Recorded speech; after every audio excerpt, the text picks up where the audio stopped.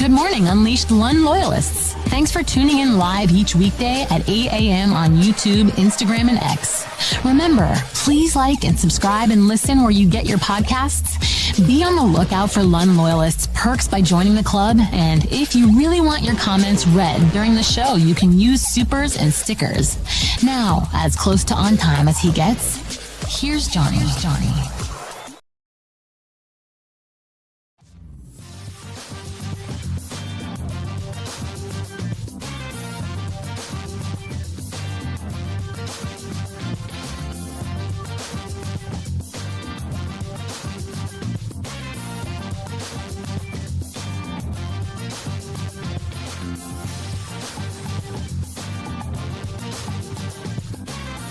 Yes, thank you so much for joining us. I'm sorry I'm a couple of minutes late. I just chased a dog down the street. It has been one of those days already, but you know what? I feel great. I'm glad I'm here. Thank God for you guys.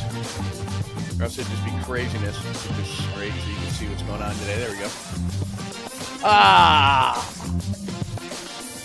Happy Friday. TGIF to you. We have a ton. It's like a second day in a row where it's just overwhelming.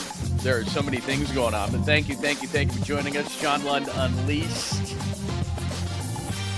on a Friday edition of the show. We keep talking about Robert Sala day in and day out, but today is the day. David Lombardi is going to join us at some point. I was just texting with David. Does a great job covering the 49ers insider. And he's got charts, numbers, and all sorts of impressive things. So he's going to join us, as I was just texting with him, back half of the show. And so I don't know, 9:30, something like that, 9:30 Pacific time if you're watching somewhere else. Anyway, we will discuss that with him. Let me welcome everybody right after I get done looking at the chalkboard, which we do every single day, episode 40. We're up to 40. Pour yourself a 40. So the Liam Coen flip, I think I misspelled that, but I was in a hurry this morning. Robert Sala, a special teams update. Jaden Daniels' mom, some Rams could be gone. Boy, Robert Sala could come to the 49ers and some Rams could be gone. That would be a pretty much a good offseason, regardless of what else happens. All-Star Steph, I told you, and you already knew this. You didn't need me to tell you. I need to pat myself on the back or anything. You knew that when the early returns came out that Steph Curry was going to be an All-Star. It wasn't going to be about somebody else starting. And Luka did get hurt anyway, so we'll talk about all-star starters. Some guy named Quinton Post last night. Who knew that the stretch five was already on the Warriors? We'll get into that. Fun with names with Charles and Shaq. Did you see this thing with Ippei Mizuhara, the former interpreter for Shohei? I'll play that for you because, you know, it's passwords and I don't know about you, but my bank has constantly hit me up, and I'm glad that they do that. But when you hear this audio, you're like, what is this woman on crack? I mean, it's like this guy's just like, yeah, just give me $200,000.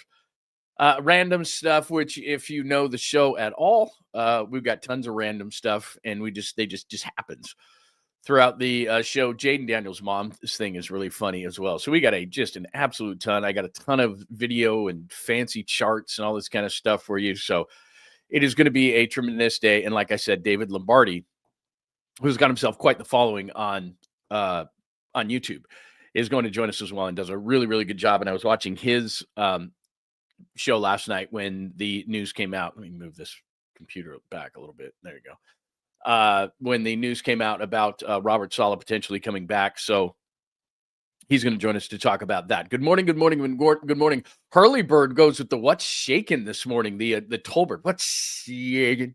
You know that when I would do that, people get really angry. You're not Tom. Don't do that. Good morning to the skills report. I wasn't scaring you. It's just like I said, I was going to come on at about 8:05, which I've been doing to give everybody a chance to get comfortable. But then I walk into my house, and then I'll welcome everybody again. I walk into my house just a minute just to heat up my coffee and everything. So then my wife had taken all the coffee, which is fine. I make a quick pot real fast.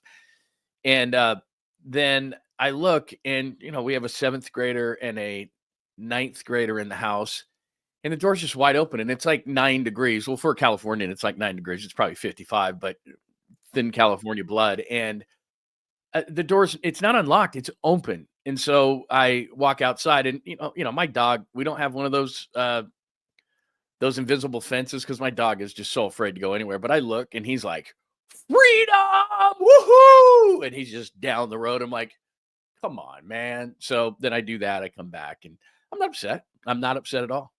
At all. Anyway, good to see everybody. Estima Diaz, good to see you. I always screw up your name, and I'm not going to do that. Let's see who else we have. 59 Fitty. I like that name as well. Wes is here today.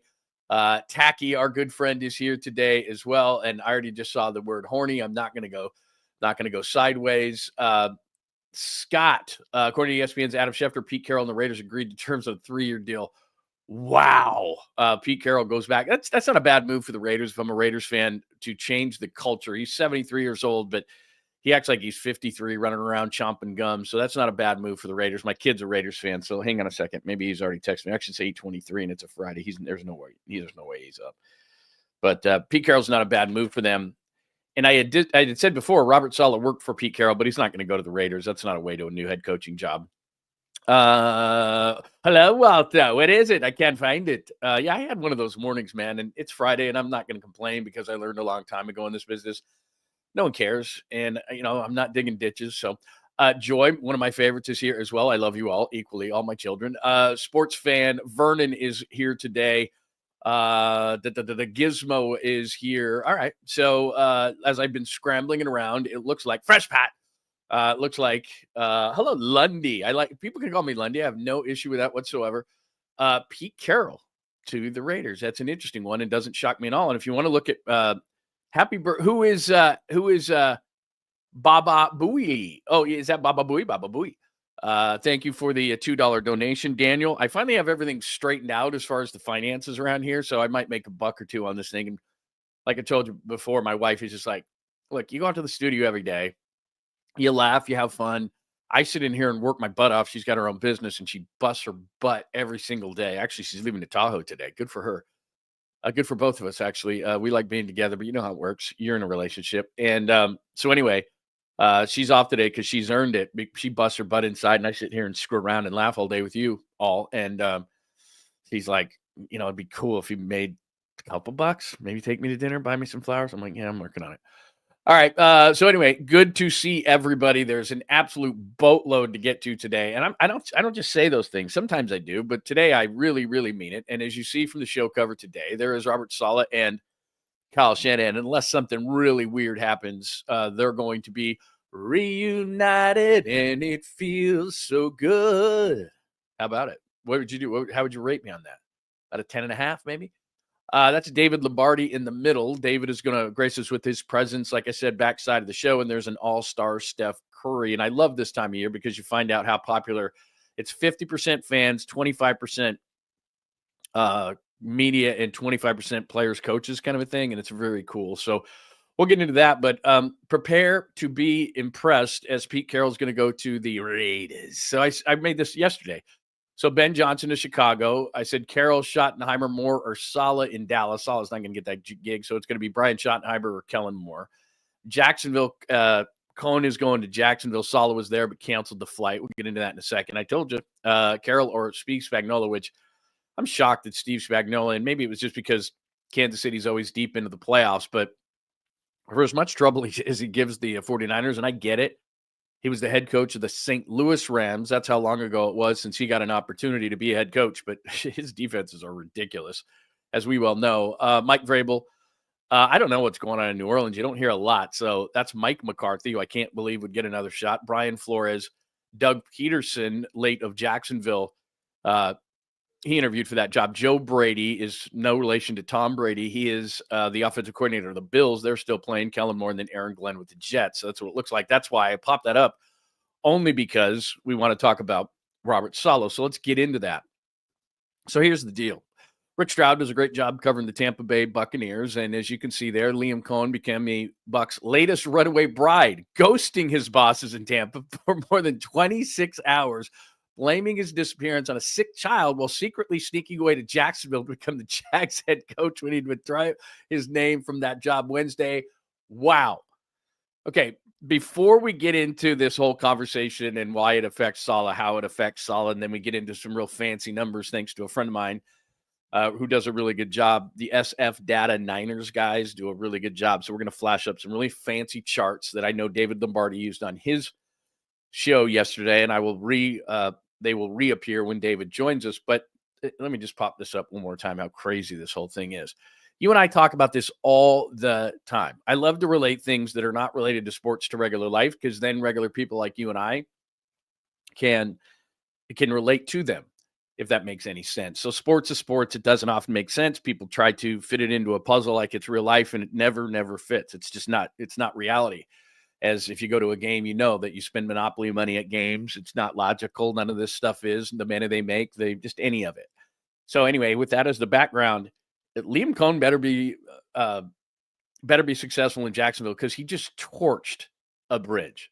You can't do that. Like, just say to the team, look, they fired Trent Baalke, who's a complete jackass, and they reconsidered, and they're going to hire me, and I've reconsidered them. I'm sorry. They did agree to terms, did Coen. He's the former Tampa Bay Buccaneers offensive coordinator, the fourth best offense in the league, helped Baker Mayfield, et cetera, et cetera. You probably know the story, but that's the backdrop. He says no when Baalke's the GM, and he was the latest coach to say, look, I'm not working with that guy, whether it be lame duck, whatever the case may be. And even without Baalke, Jacksonville's a joke. Shad Khan, the owner, waiting to fire Baalke, this weird thing with Liam Coen. It's just a bad organization. So anyway, Liam Coen ghosts the Buccaneers. They're like, you signing the contract, dude, or you're not signing the contract? And so he doesn't sign the deal, which Tampa thought was a mere formality. Are you coming in to sign the contract today? Yeah, my kid's sick. I'll get to it. Meanwhile, he's in Jacksonville. He becomes the head coach. Now, that's all fine and good, and maybe this will be forgotten in time. And maybe you don't care about this whatsoever because it just delivers Robert Sala, and you're like, I don't care about the labor. Just show me the baby. Like, I get it. But to me, it's kind of just a crazy thing because you just don't see it. Yeah, you're an adult. Now, look, I'm not much of an adult. I'm immature. But if that kind of situation happened, and it has happened to me before, I would call my employer at the time and say, look, I've reconsidered. I've told you this before. I'm just not a bridge burner. All the businesses are way too small. If there's anyone young listening, bridge burning is stupid. So anyway, this guy's going to get fired in 2 years because Jacksonville's Jacksonville. And then he's going to be like, I'm really sorry. It was stupid. Just, God, what are you doing? So anyway, all right. That's the backdrop that you may or may not care about. But what the residual effect of that whole thing is, and you and I have talked about this over the last couple of days, and I made it the big story again yesterday at johnlundunleashed.com. And it's this, Matt Mayoko coming up with, and I told you this, I said a couple of days ago, 80-20. Yesterday I said 90-10, even before any of this stuff came out. I know a few people. So it said Robert and Sala in line to become 49ers defensive coordinator unless he ends up with a head coaching position. If he's a defensive coordinator, it will be with the 49ers. And I told you the whole time, I thought that the bigger threat was not Jacksonville. I didn't think he would get that job anyway. I thought that because I think they wanted an offensive mind to work with Trevor Lawrence, which ultimately they did. But so Salah's not going to go to Detroit, which was, again, he's from Dearborn, Michigan. They maybe have better personnel. They'll probably win more games next year. And I thought that might be a better springboard than the 49ers. But Salah's got a relationship here, knows Kyle Shanahan. I'm sure that he thinks he can fix things. So he's going to come here if he's going to be a DC. And let me flash that up one more time. He's not going to Dallas, not going to Chicago, not going to Jacksonville. Pete Carroll just went to Vegas. Vrabel's done. Glenn's done. That leaves New Orleans, and I haven't heard his name at all in connection with New Orleans. And as we talk about all the time, who just left New Orleans? Dennis Allen, a defensive guy. Where do they probably want to go? Offense. The two guys that I have flashed there, which don't mean that it's right, but Mike McCarthy and Joe Brady are both offensive guys. Flores is a defensive guy. Peterson's an offensive guy. Kellen Moore is an offensive guy. So I haven't heard Brian Flores a lot. That means he'll probably get the job, but usually you go one from the other.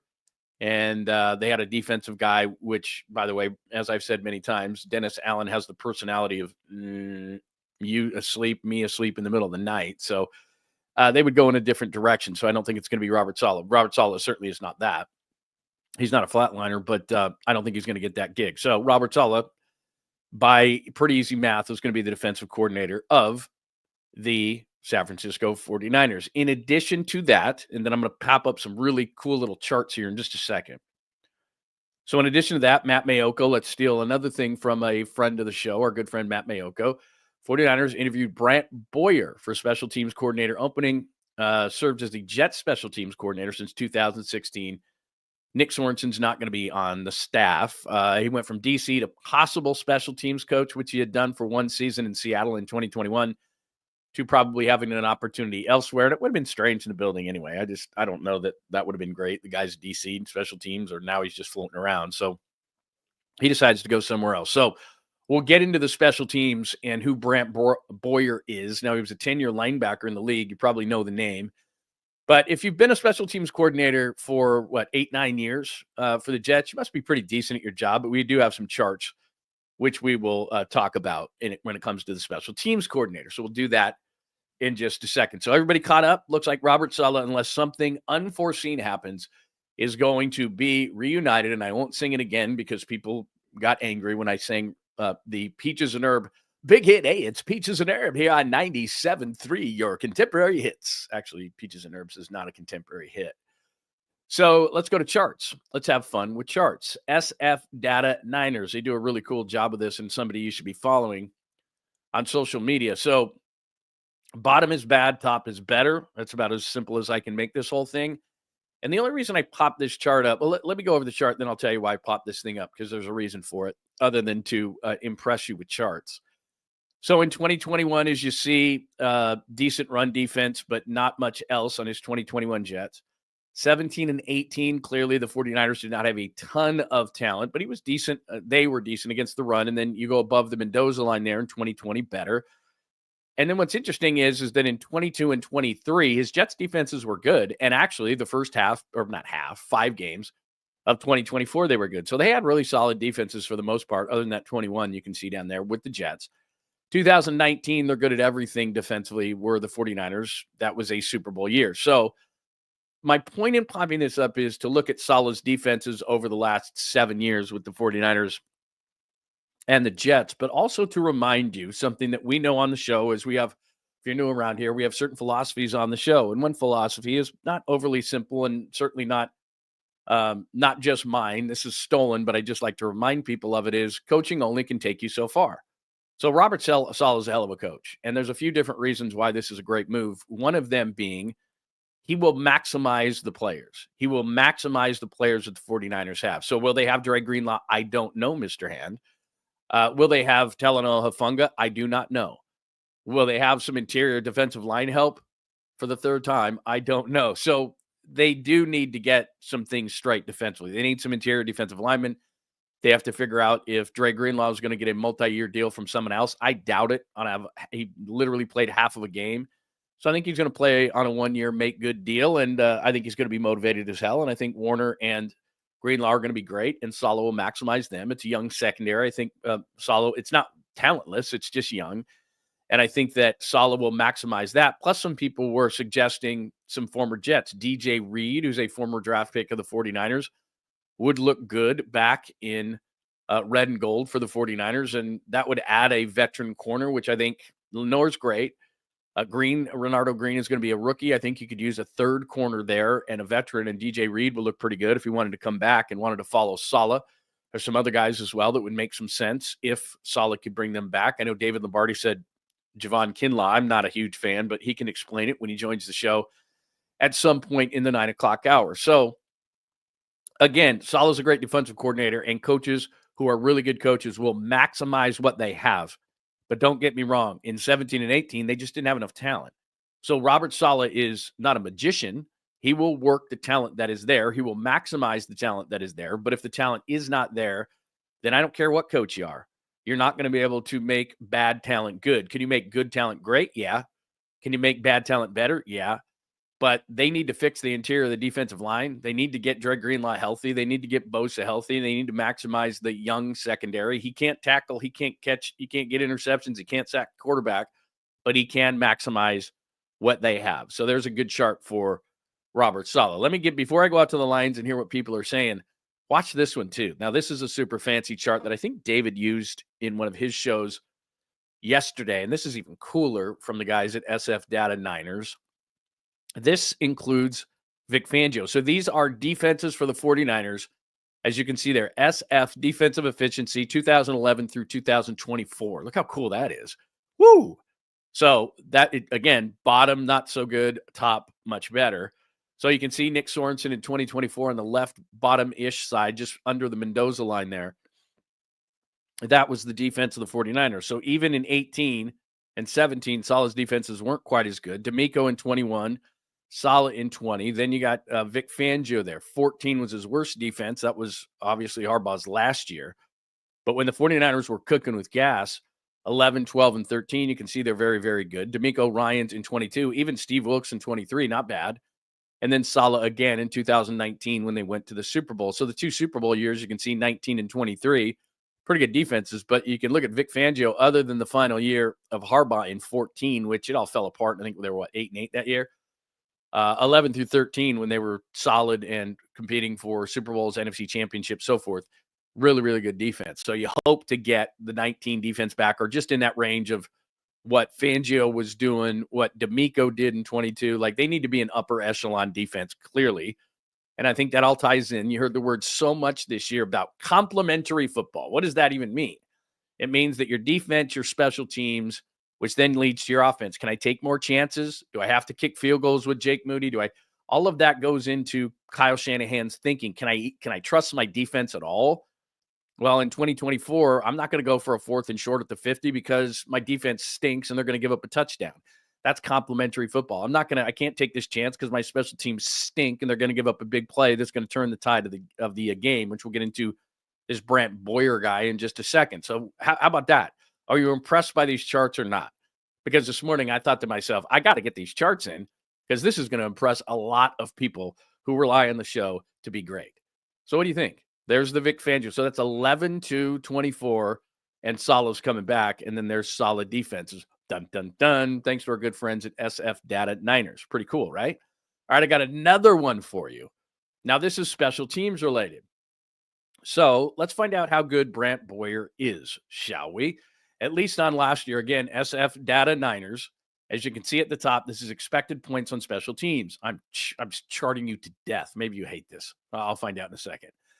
The Steelers are best, plus 56.2. Niners historically bad at minus 63.8. I mean, if you look, the Ravens were second worst at 38.7. I mean, they almost doubled them. I mean, I'm not a math guy, and we don't do math on this show. Very, very rarely, especially this early in the morning. Math, really? Charts, really? Numbers? But so they're dead last. It's ugly. Brian Schneider should have been fired, I don't know, less than midseason. But you go to 23rd in the league, and that's where Brant Boyer's Jets are, 10.5. So that's a marked improvement, but still they're 23rd in the league. And what I've been saying for a number of days is, let's go back up to the top. Steelers, Patriots, Lions, Cowboys at plus 27.3. Bones Fossil was available, and he went to Tennessee. I would have been all over that. So he was 4th best. He authored the new kickoff rule in the NFL, which I don't know if they're going to keep that or not. It was on a 1-year trial, so we'll see. But anyway, we had him on the show many, many times with Papa and I, and it doesn't mean that he's great or anything else, but I just know that the Cowboys were bad in a lot of areas last year. They were 4th in special teams, and Fossil had been with the Rams and a number of teams, and very, very well respected. And I would have thought they had a relationship with him, Jim Fossil's son, but he ended up going to Tennessee. I have no idea if the 49ers reached out or if, he had some connections in Tennessee. He must have, because he wasn't on the market long, and he went to Tennessee. So whatever. He's gone. He's not coming here. I'm just saying they had the 4th best special teams based on expected points on special teams, and the Niners didn't get him. And if they get Brant Boyer, don't get me wrong, that's a marked improvement, 23rd to ridiculously bad in the 32nd worst special teams, or 32nd best, or the worst special teams in the league, or however we want to term it. So it's better, but it's not great. I mean, I would have liked to see like a top 10 guy in special teams, but anyway, whatever. The Saints, by the way, at 9.9 their special teams guy was their interim head coach. I don't think he's going to get the head job, so he's just kind of floating out there too. Maybe, again, things are about connections and who you know, and this guy, Sala, knows this guy, so I'm sure that Sala's been talking to the 49ers going, hey, this Brant Boyer, he's really good. So I tell you all the time about connections in sports, and if you want to know who's going to trade with who, or who's going to go to what team, or who's going to, just find out where the connection is. And Sala's connected clearly to the Jets. This guy was a special teams coordinator. He probably put in a good word for this guy, and therefore he's the latest guy to be interviewed. Doesn't mean he's going to be hired, or at least I haven't seen this morning. but there's a connection there. So better, but I was thinking maybe they could do even better than that. So there you go. That is the latest as far as special teams and defensive coordinator. And other than something weird happening, it looks like Saleh is going to be the defensive coordinator. So what did you think of all those charts? Were you impressed? Because I did it for you. I mean, I didn't do it for me. I just looked at all those numbers. I thought, who's going to really like this? The people. The people are going to really like this. And that's why I did it. So what did you think of all that kind of stuff? Is that impressive? Are you going to go and talk to all your friends and say, did you see the charts? For the love of God, this was good. So let me go look at this stuff. Yeah, D lineman is what like people are saying. Already wanting to go to the draft. That's cool, man. Yeah, mine is 63.8, Nick J. I mean, come on, man. That is ridiculous. How bad? I mean, there's bad, and then there's like double as bad as anybody else. Like the second worst one, I could pop that up again, but I'm looking at the chat right now. Was like 33.8, I think, negative 33.8, something like that. Just absolutely crazy.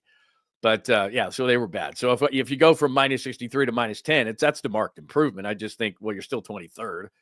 But if you don't have, I don't know, half the issues that you had, would you win 1-2 more games? I mean, it's very possible. And you might be in the playoff mix. I mean, honestly, we don't talk often about special teams. And I don't care what Kyle Shanahan and John Lynch said at that press conference about, like, he cares about special teams. A little, not a ton. Thank you for the contribution. It's good to see you. Post needs a lot of minutes. And Robert's back. Yeah, I'll get into this Quinton Post fella. And he's actually got a really interesting story about Steph Curry, which I thought was really cool. Thank you for the donation, by the way. Really appreciate it. Thank you. By the way, I got to get my wife on. She's like, I tried to donate to your show the other day. And, she couldn't figure it out. So I don't know how to do it. What is this about? You're talking about Hull, or what did I do? No, I didn't do it. I have never burned a bridge. I have one guy, and you wouldn't know who he is. So it doesn't make any point in bringing out his name. In the 27 years that I was on the air as a sports radio talk show host, pre-post guy, a TV, whatever, the writer, I've only had one guy, and I don't even know what I did to the guy. I've only had one guy, honestly, who time and time again, and I've learned my lesson, and I won't go back to ask him for a gig or any kind of help or anything. One guy, and I don't even know what I did. I have no idea, but this dude just does not like me. But I don't know. But yeah, if you're Liam Coen, I hope it works out in Jacksonville. That is a massive swing of the bat because, first of all, it's not going to, because Jacksonville is a joke. There are just certain organizations that do not work. But hopefully people have short memories, because around the league, Jason Light, the general manager of the Buccaneers, is a well thought of fella. And Liam Coen my kid's sick, really, and you're gone for 26 hours and you're supposed to be signing your contract, and then all of a sudden you're in Jacksonville. Like, be an adult, bro. Just call him. Trent Baalke's out. I reconsidered. I'm going to talk to these guys. Give me a minute, and then I'll come. Like, how hard is that? It's just like, be an adult. And this comes from a guy who's not an adult. I mean, I try to be. Physically, I'm an adult. Mentally, I'm a 10-year-old. Like, what do you, dude? I don't even do that. I mean, what does that tell you? I don't even do that. What is wrong with you? My son is sick, and you leave for 26 hours, and the next thing they know, it's unbelievable. Like, wow, dude. Woo. All right. We will get back to it. Give me your thoughts on that whole thing. So again, just to recap, looks like Saleh is going to be the defensive coordinator. We did tell you that. If you listen to the show with any regularity, we told you that was going to happen. We gave you the coaches. We gave you the Liam Coen thing, even though there on the chalkboard, I completely misspelled that name. There's no H in his name, but whatever. Gave you the special teams update as well. And David Lombardi will probably join us. Let me check my text, because he said he would text, and I can also see him in the green room behind me. So, yeah, back half of the show. So we're looking at probably, what time we got? We're probably looking at 45 minutes for David Lombardi. So hang around for Lombardi. He's always got a lot of great stuff to say about the 49ers. So make sure that you stay around for that. All right, let me give you a couple more things that are football related. We got to get to Steph Curry as an all-star today. Fun with Charles and Shaq trying to say names. This Mizuhara thing is unbelievable. So what we'll do is we'll talk about some more football things. We'll get into All-Star Steph and some dude named Quinton Post and the story he tells about Steph Curry taking him home. We'll get into the Mizuhara audio, which is unbelievable, because passwords and safety and banks. And I mean, it goes into this whole thing that you and I need to talk about that's not sports related, but we all are in the same boat. So that's why I wanted to play it. And then, I don't know, random stuff will happen. And then we'll circle back to all this 49ers talk once again. So let me go here real quick. Okay, I played all that. I showed all that. Pressed you with charts, blah, blah, blah. Here's another good thing. All right, hopefully the 49ers with the 11th pick in the draft do some great things. Hopefully they have a great offseason. Maybe they sign a couple guys, get Brock's deal done, all these kind of things. But it's off to a good start with looking like Robert Saleh is going to be the 49ers defensive coordinator once again. Then I read this morning, things get better. Because I didn't know that Matthew Stafford was considering retirement, because I watched his post-game press conference, as you probably did, in Detroit, and somebody directly asked him. And a lot of times what you'll get from older players, you got it from Trent Williams, you got it from Joe Staley, you get it from guys near the end going, yeah, I guess I got to start thinking about it. And that's not what Stafford said. He essentially said, yeah, I think I'm going to be back. There was no kind of, I might not be back. At least that's not what I heard. And as good as the Rams are defensively with all this young talent, and I talk about the offensive line all the time, if Matthew Stafford's not there, their backup quarterback, who I think is only on a one-year deal, is some guy named Jimmy Garoppolo. You might have heard of him. So anyway, I look in the New York Post, and really what I'm looking for in the New York Post is stories for the Sweet Clean Family Friendly Caboose Post, and I see this. Matthew Stafford's wife, Kelly, reveals where QB is with retirement decision as Rams want answers. And the piece basically says he's not sure. And I'm like, could the news get better? Again, the Rams have a ton of young talent.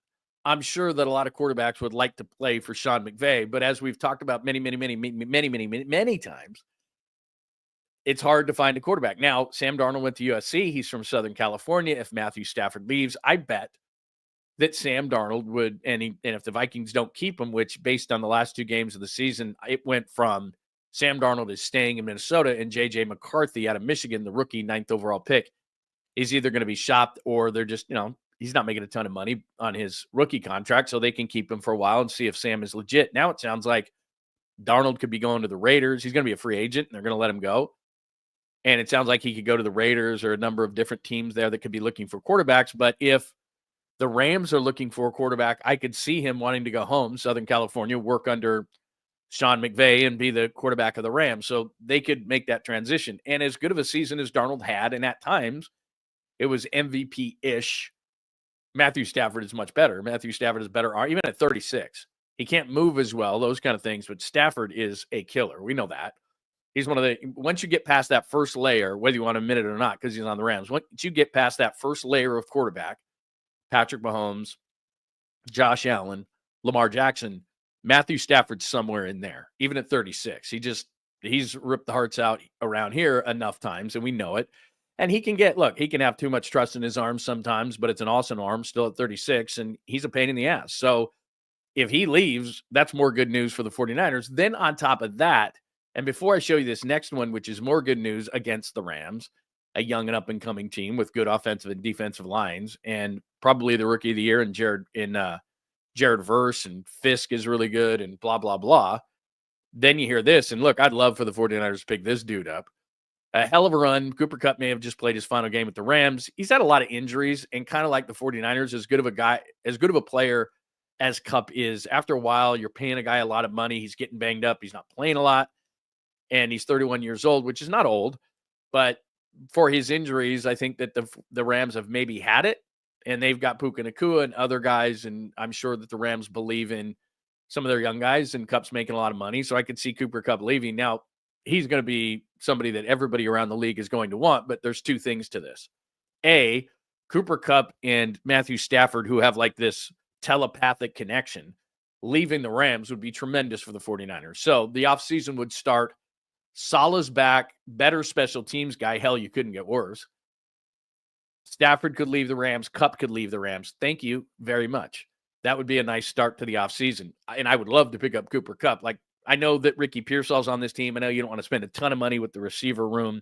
I've talked about Debo on a number of occasions, but could you imagine, just for the heck of it, let's have a little bit of fun here that's probably unrealistic. But could you imagine a wide receiver room that, hey, Ricky, we know, but just for like a year or two, we're going to put Cooper Kupp in here. You want to learn a thing or two about playing the slot? So you'd have Juwan Jennings, Cooper Kupp in the slot, and Brandon Ayuk coming back. Yeah, that'd be pretty good. And then Ricky Pearsall could learn from one of the best slot players in the history of the game. Yeah, that would be nice. I know it probably is not going to happen, but I just thought I would alert you to that fact that would be pretty cool. So as I say, Rams gone, question mark there on the chalkboard. That would be nice. That would be a nice start to the offseason. Get healthy, get Sala, get a special teams guy. Anybody would be better than Brian Schneider. And that, as I just showed you, that chart that makes you want to vomit. Cooper Kupp leaves, Matthew Stafford leaves. All you got to do is be great in the draft and get a couple of free agents and re-sign Brock, and you got a pretty good offseason. But as far as starts go, as far as an appetizer to the offseason, that would be a good start. That would be a really, really good start.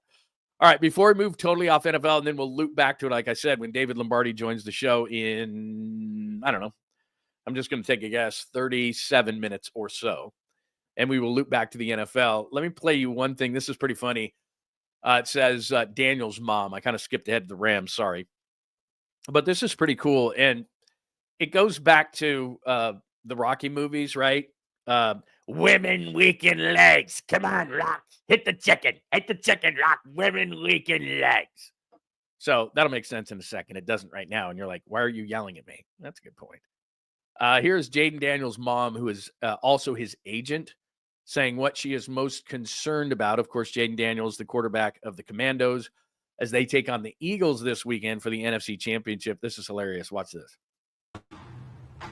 Some girl out here, she's got Jaden Daniels' wall, and her mama said, hey, honey, you're going to be the one who's going to go get him. And I know that sounds crazy, but I guarantee there's someone out there who's trying to get their hooks into Jaden Daniels. So thank God he got a mama like me, because it ain't happening. I bet she did say something like that. So that's his mom, who happens to also be his agent, that is essentially saying no woman is getting her hooks, as she puts it, into my son, Jaden Daniels. We'll see. I mean, like Burgess Meredith said, women weaken legs. And that is certainly no offense to any of the fine women who are watching the show, like Joy and Sports Girl for Life and all of our good friends. That's not a dig at anybody. It's just, as you say, Joy, she loves her boy and she's just trying to protect him. And she's also his agent.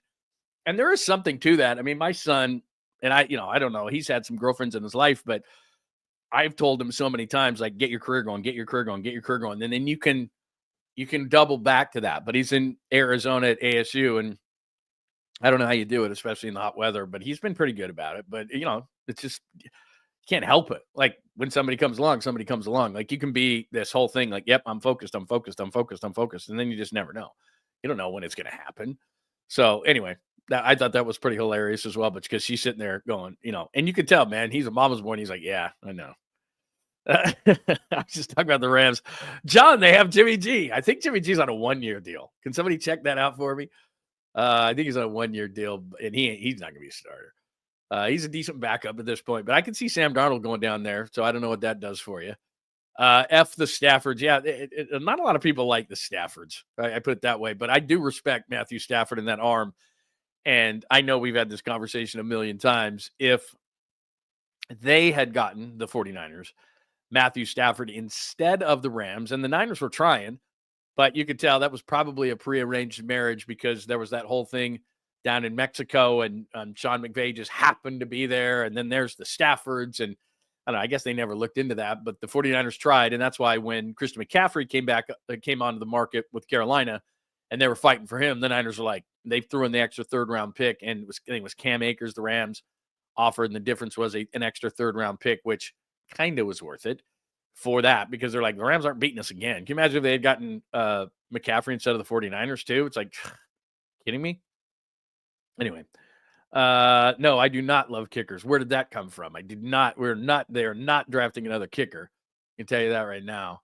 Did I ever tell you the story? All right, so let me do this, and then I promise we'll get to All-Star Steph before we get to David Lombardi coming on the show. Did I ever tell you the story so I was working with Tolbert in the afternoon. And we used to have, obviously, Kyle on every other week. So we'd have John on, then we'd rotate to Kyle in the morning show, would have the other guy on, et cetera, et cetera. I think now it's John in the morning and Kyle in the afternoons. I don't know if Kyle's still doing it, but he was when it was me and Tolbert. And so remember the time, this is, I don't know, God, when I started working with Papa in 19. So this had to be like maybe 2018, something like that.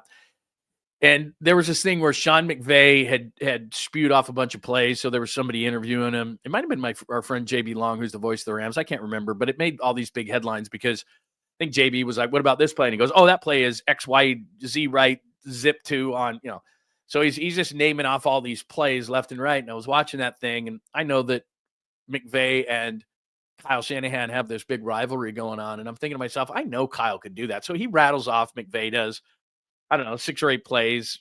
They show a play, then he rattles off the name. He knows it right at the top of his head. And everybody's like, oh my God, this guy, McVay, what a super genius he is. And I thought to myself, hey, Kyle could easily do that. And so I did the same thing. But the thing is I didn't tell Bob Lang, who was the PR guy for the 49ers at the time. So he comes on the show, and there's a rule in interviewing that if you're going to ask something controversial or something that might flip the tide of the interview or something that might piss somebody off or whatever, you usually wait till the end, because if you do it at the beginning, then what happens is you kind of change the vibe of the interview, and then you have 15 minutes or something to go in the interview, and you're like, damn. So what you do is you have some fun, you have an icebreaker. It's almost like somebody who goes up on stage. We've all seen this. You have a speaker, right? And he goes up onto the stage and he does an icebreaker. And if it doesn't work, then it's like, oh boy. But you have an icebreaker, you have a little bit of fun, you loosen up the crowd a little bit, then you go into your speech, and then you have a fun, there's a whole thing to it. So we have Kyle on, every other week, and he's a great guy, and we're having fun and everything. We talk about Niners a little bit, and we break the ice, blah, blah, blah. Then we get to the end of this thing. And like I said, they like to know if we're going to spring something on somebody, but I knew Kyle could do this. So I had like 6 or 8 plays that we actually had audio of. And so we play the audio, and then I asked Kyle afterwards, what play was that? And so, because I was like, I know he can do this. Like, this thing about McVay is stupid. Every coach can do that. That was my premise, is like every coach could remember all these, like any play. And these weren't like, some plays were obvious plays, like, a long touchdown or something. And he would remember that. But then some were kind of innocuous plays where I thought, I'm going to show that he really doesn't, because people wouldn't be impressed. It was just like the big plays. Oh yeah, I remember that play, like the ball that went off like Ayuk's face mask, right? In the NFC Championship game. Well, of course, he's going to know the name of that play. But, so I kind of dug deep and everything. So I probably did like 6 of those or something. And I told him at the time, I gave him no heads up whatsoever. I thought this was a cool thing. Tolbert looked at me like, I don't know, bro. And so then I asked him, I said, all right, Kyle, I got something for him to do this thing. And I explained what I just explained to you, which is, I know you could do this. McVay did it. Everybody's making a big deal nationally about it. I bet you could do the same thing. And he kind of was nervous. I was a little bit like, uh-oh, I might have got myself in some trouble here. Because if he doesn't, nail these plays, then everybody says McVay could do it. If Shanahan can't, and, the rivalry between the two and all that kind of stuff. So sure enough, same thing. Boom, he nails it. Boom, he nails it. Boom, he nails it. Nails all 6. And we get off the air, and I'm like, ooh, that was a cool segment. Everybody's, texting in, going, Kyle's a genius, and this is going to go viral as well, and all this kind of stuff. I get this text from Bob Lang of the 49ers. You're lucky that worked. You're lucky he knew. Oh, yeah. They were like, oh, because they sit right there when they're doing the interview with them a lot of times, and they're just kind of waiting, and they're listening. They got a pair of headphones on, and they're hearing, listening to make sure we're not stupid asses and asking them questions that are, whatever. And they never like sent us a thing going, what are you going to ask Kyle? They don't do that, but they certainly don't like us to spring stuff on him. So anyway, he nailed it. And they were a little bit nervous, but then I remember seeing him that Sunday. I remember going down and seeing him that Sunday, like at a game, whatever the next game was. And he's like, you're lucky he knew all that stuff. I was like, come on, man. We're just having a little bit of fun. Anyway, I don't know. I brought that up, but oh yeah, about all the Rams and all that kind of stuff. All right, let me double check one thing to make sure that because if I go down this road of, you haven't heard anything from him yet. Okay, if we go down this road of Steph's All-Star and this Quinton Post thing and everything, then we'll go back to football in just a second when we have Lombardi on in about 30 minutes, something like that. So we've got enough time to go down this All-Star Steph road, and then we'll come back. By the way, thank you for coming in. We've been on the air today about not an hour, 45 minutes and 12 seconds to be 100% exact. Thank you so much for joining us, John Lund Unleashed. We are here weekdays, 8 a.m. Pacific time on YouTube. Please subscribe on YouTube, John Lund Unleashed Pod. We're also on X and Instagram as well. Live podcast later, right after the show. We hit a button, so Apple, Spotify, wherever you get your favorite podcast. Do remember, rather than telling you all these places we are on social media, at John Lund Radio on Twitter and X and Instagram and all these places, simply go to johnlundunleashed.com. johnlundunleashed.com. We archive everything. So we archive the show. We archive podcasts. We put the story of the day up there. We have shorts that we flip up there as well. And we have a blog that we do the story of the day. We post that video up there first, and for insiders and subscribers to the channel. So make sure you subscribe for that, because that's how we send that video out later in the day, the story of the day. So we go through, like, you know how I am, I don't know, 20 stories during a show or something, and then we get ADD and we go all over the place. So then we concentrate for a second, and we send out a story of the day, which we do separately, and we put that exclusively on johnlundunleashed.com, and we send the video out to our subscribers, and then I write a little story around that on the blog. So make sure that you're going to that daily, johnlundunleashed.com, and that's where we have all the social media. So rather than me telling you 50 places to go, just go to johnlundunleashed.com. Subscribe to all those things, podcast, show, all those kind of things. And we appreciate it, as we are live right now on X and on Instagram. Let me check in with my Instagram people for just 1 second. Boy, lots of people on that. Very, very cool. So, by the way, one of my favorite people I just saw right there, my friend Crow, is hanging out on the Instagram. So very, very cool. All right, let's get to the the basketball and the All-Star stuff with Steph. And then we'll double back to David Lombardi here in a few minutes. So here's the deal. As you can see on the chalkboard, if you're new to the show, to the right, episode 40, the Coen flip, and that is Liam Coen misspelled. Robert Sala likely to the 49ers, as I've been telling you for days now. Special teams update we did. Jaden Daniels' mom wants nothing to do with women because women weaken legs. The Rams, who could be gone in Stafford and Kupp. Yes, please. And I would like Cooper Kupp on the 49ers. That may be unrealistic. And now we find ourselves to Steph, All-Star Steph. So let's look at All-Star Steph and do a couple of things here.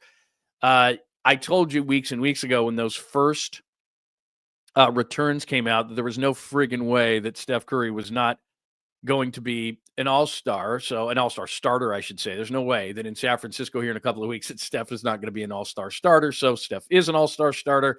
Shai Gilgeous-Alexander is in the backcourt with him. In the front court, this is interesting. Remember, I'm always talking about the old man team, the Suns, the Lakers, and the Warriors, pretty much in the same boat. Durant and LeBron will start up front for the Western Conference. Curry is going to be there. Shai Gilgeous is going to be there. Here is Kenny Smith. Now, this is going to be fun. You'll enjoy this. Well, maybe you will, maybe you won't. But here is Kenny Smith, who can actually say the name Steph Curry. Assists per night, shooting 45% and 41. Hold on. That's not right. Let me get this to the beginning. There we go. Let's play this. All right, here you go. In the West, surprise, surprise. Stephen Curry from the Golden State Warriors. His 11th All-Star appearance, 16th season, MVP of the game in 22, 23 points, 5 rebounds, 6 assists per night, shooting 45% and 41. All right, so pretty easy, right? You can say Steph Curry. That's not a hard thing. So Steph Curry is, you hear Kenny and EJ say he is going to start in a couple of weeks here in the Bay Area. No surprise. But it's a little bit harder saying Giannis Antetokounmpo. It is not really that hard to say Jokic, but apparently Charles and Shaq struggle with those names. So real easy. Kenny Smith gets Steph Curry. And I'm sure for entertainment purposes only, Charles and Shaq get harder names, although being to the fact that they are on TNT, talk about the NBA quite a bit. These guys aren't rookies and have been in the league for many years, but yet they still struggle. From the Milwaukee Bucks, Giannis Antetokounmpo. Did I say it? It was in the neighborhood. You know what I meant. From the Denver Nuggets, Nikola Jokic. Or Nikola Jokic. Which I mean, it's not like I'm not going to go on a rant here, but they always tell you in our business, and this is not just our business, you know this, that the number one thing is people hate having their name mispronounced, right? I mean, mine's pretty simple, John Lund. And still some people will be like, it's like, really? And my dad told me years and years and years ago, may he rest in peace, that one of the reasons why he gave me such a simple name was and didn't, I mean, there's John, Jon or John. That's really the only things. If I'm ever signing up for something or a bank or anything like that, maybe I'll get asked that question. But he never wanted an overly complicated name because he thought, you're going to have to explain, or you're going to have to spell it for people, or you're going to have to. So it's not like Giannis Antetokounmpo is a rookie. I mean, he's been in the league for a long time. If there's certain guys' names you can't pronounce that are rookies, and more if the NBA becomes an international sport, I understand. Occasionally, it's Giannis Antetokounmpo. Like, really? You can't say that guy's name? Now, maybe that's a Charles Barkley bit, and maybe it's back to what we've talked about a lot of times. That's Charles being Charles. Even though he hates San Francisco, said it again the other day, called us rat infested. And if I was the Warriors, I'd be like, get out. I wouldn't have him here. I just feel like, dude, I know you're Charles being Charles. I know you're a big deal, but you continually say that San Francisco is rat infested and all these kind of things, when every other city in America, all these other cities in America, it should say, have worse crime rates, worse problems, worse this, worse that. If you don't want to come here, dude, don't come here. And in fact, if I was the Warriors, I'd be proactive and say, you're not welcome. Beat it. Like, you want to be in a screen somewhere, fine, but we don't want you here. Just like you don't want to be here. So anyway, that's a whole nother rant. And we are having fun with this whole thing. But if I'm Giannis, next time you see Barkley, it's like, really? Like, really? Like, I've won championships. I've won MVPs. Say my name, bitch. Like, say it, and say it right. Like, are you kidding me? Really? You can't say my name correctly. It's not that hard. And then Shaq, like, he talks to Jokic all the time. Like, they just had a bit on the air the other day. Like, really? Hold on. From the I just want to go on the Milwaukee Jokic part. Bucks, Giannis Antetokounmpo. Did I say it? No, it's not how you in the say it. neighborhood.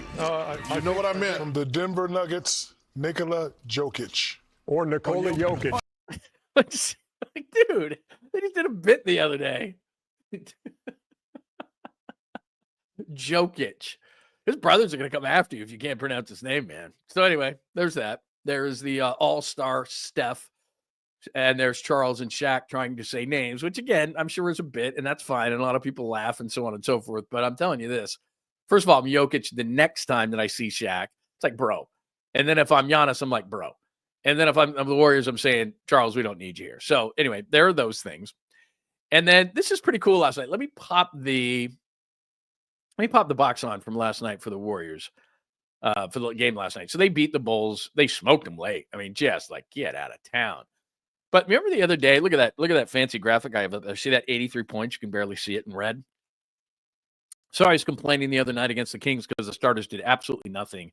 And there's Steph back at it, 8 of 19, 5 of 12. You expect even a little bit more, but 21 points, we'll take it.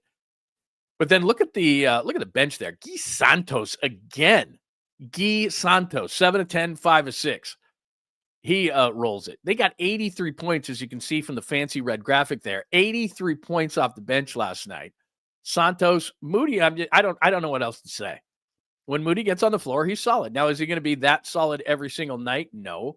But still, Moody comes off the bench, double-digit scorer. Schroeder, decent. Podziemski comes back. He looks good. But it's all about Quinton Post. Who? Quinton Post, a 7-footer, and we've been screaming and yelling about a stretch 5. Well, he's a 7-footer out of Boston College, 7 of 12, 5 of 10. He's going to do that every night. No, he is not. But he gives you 20 points, and after the game, everybody was giddy. Steve Kerr's like, oh, my God, I'm big to spread the floor. And Steph Curry's like, oh, my God, I love Quinton Post. And it was like, you look at it two different ways, don't you? Or it's like, okay, Guy Santos has been on this team for like 3 years now, buried, and has an apartment in Santa Cruz. Are we just understanding that guy might be able to shoot? Like, he's been around.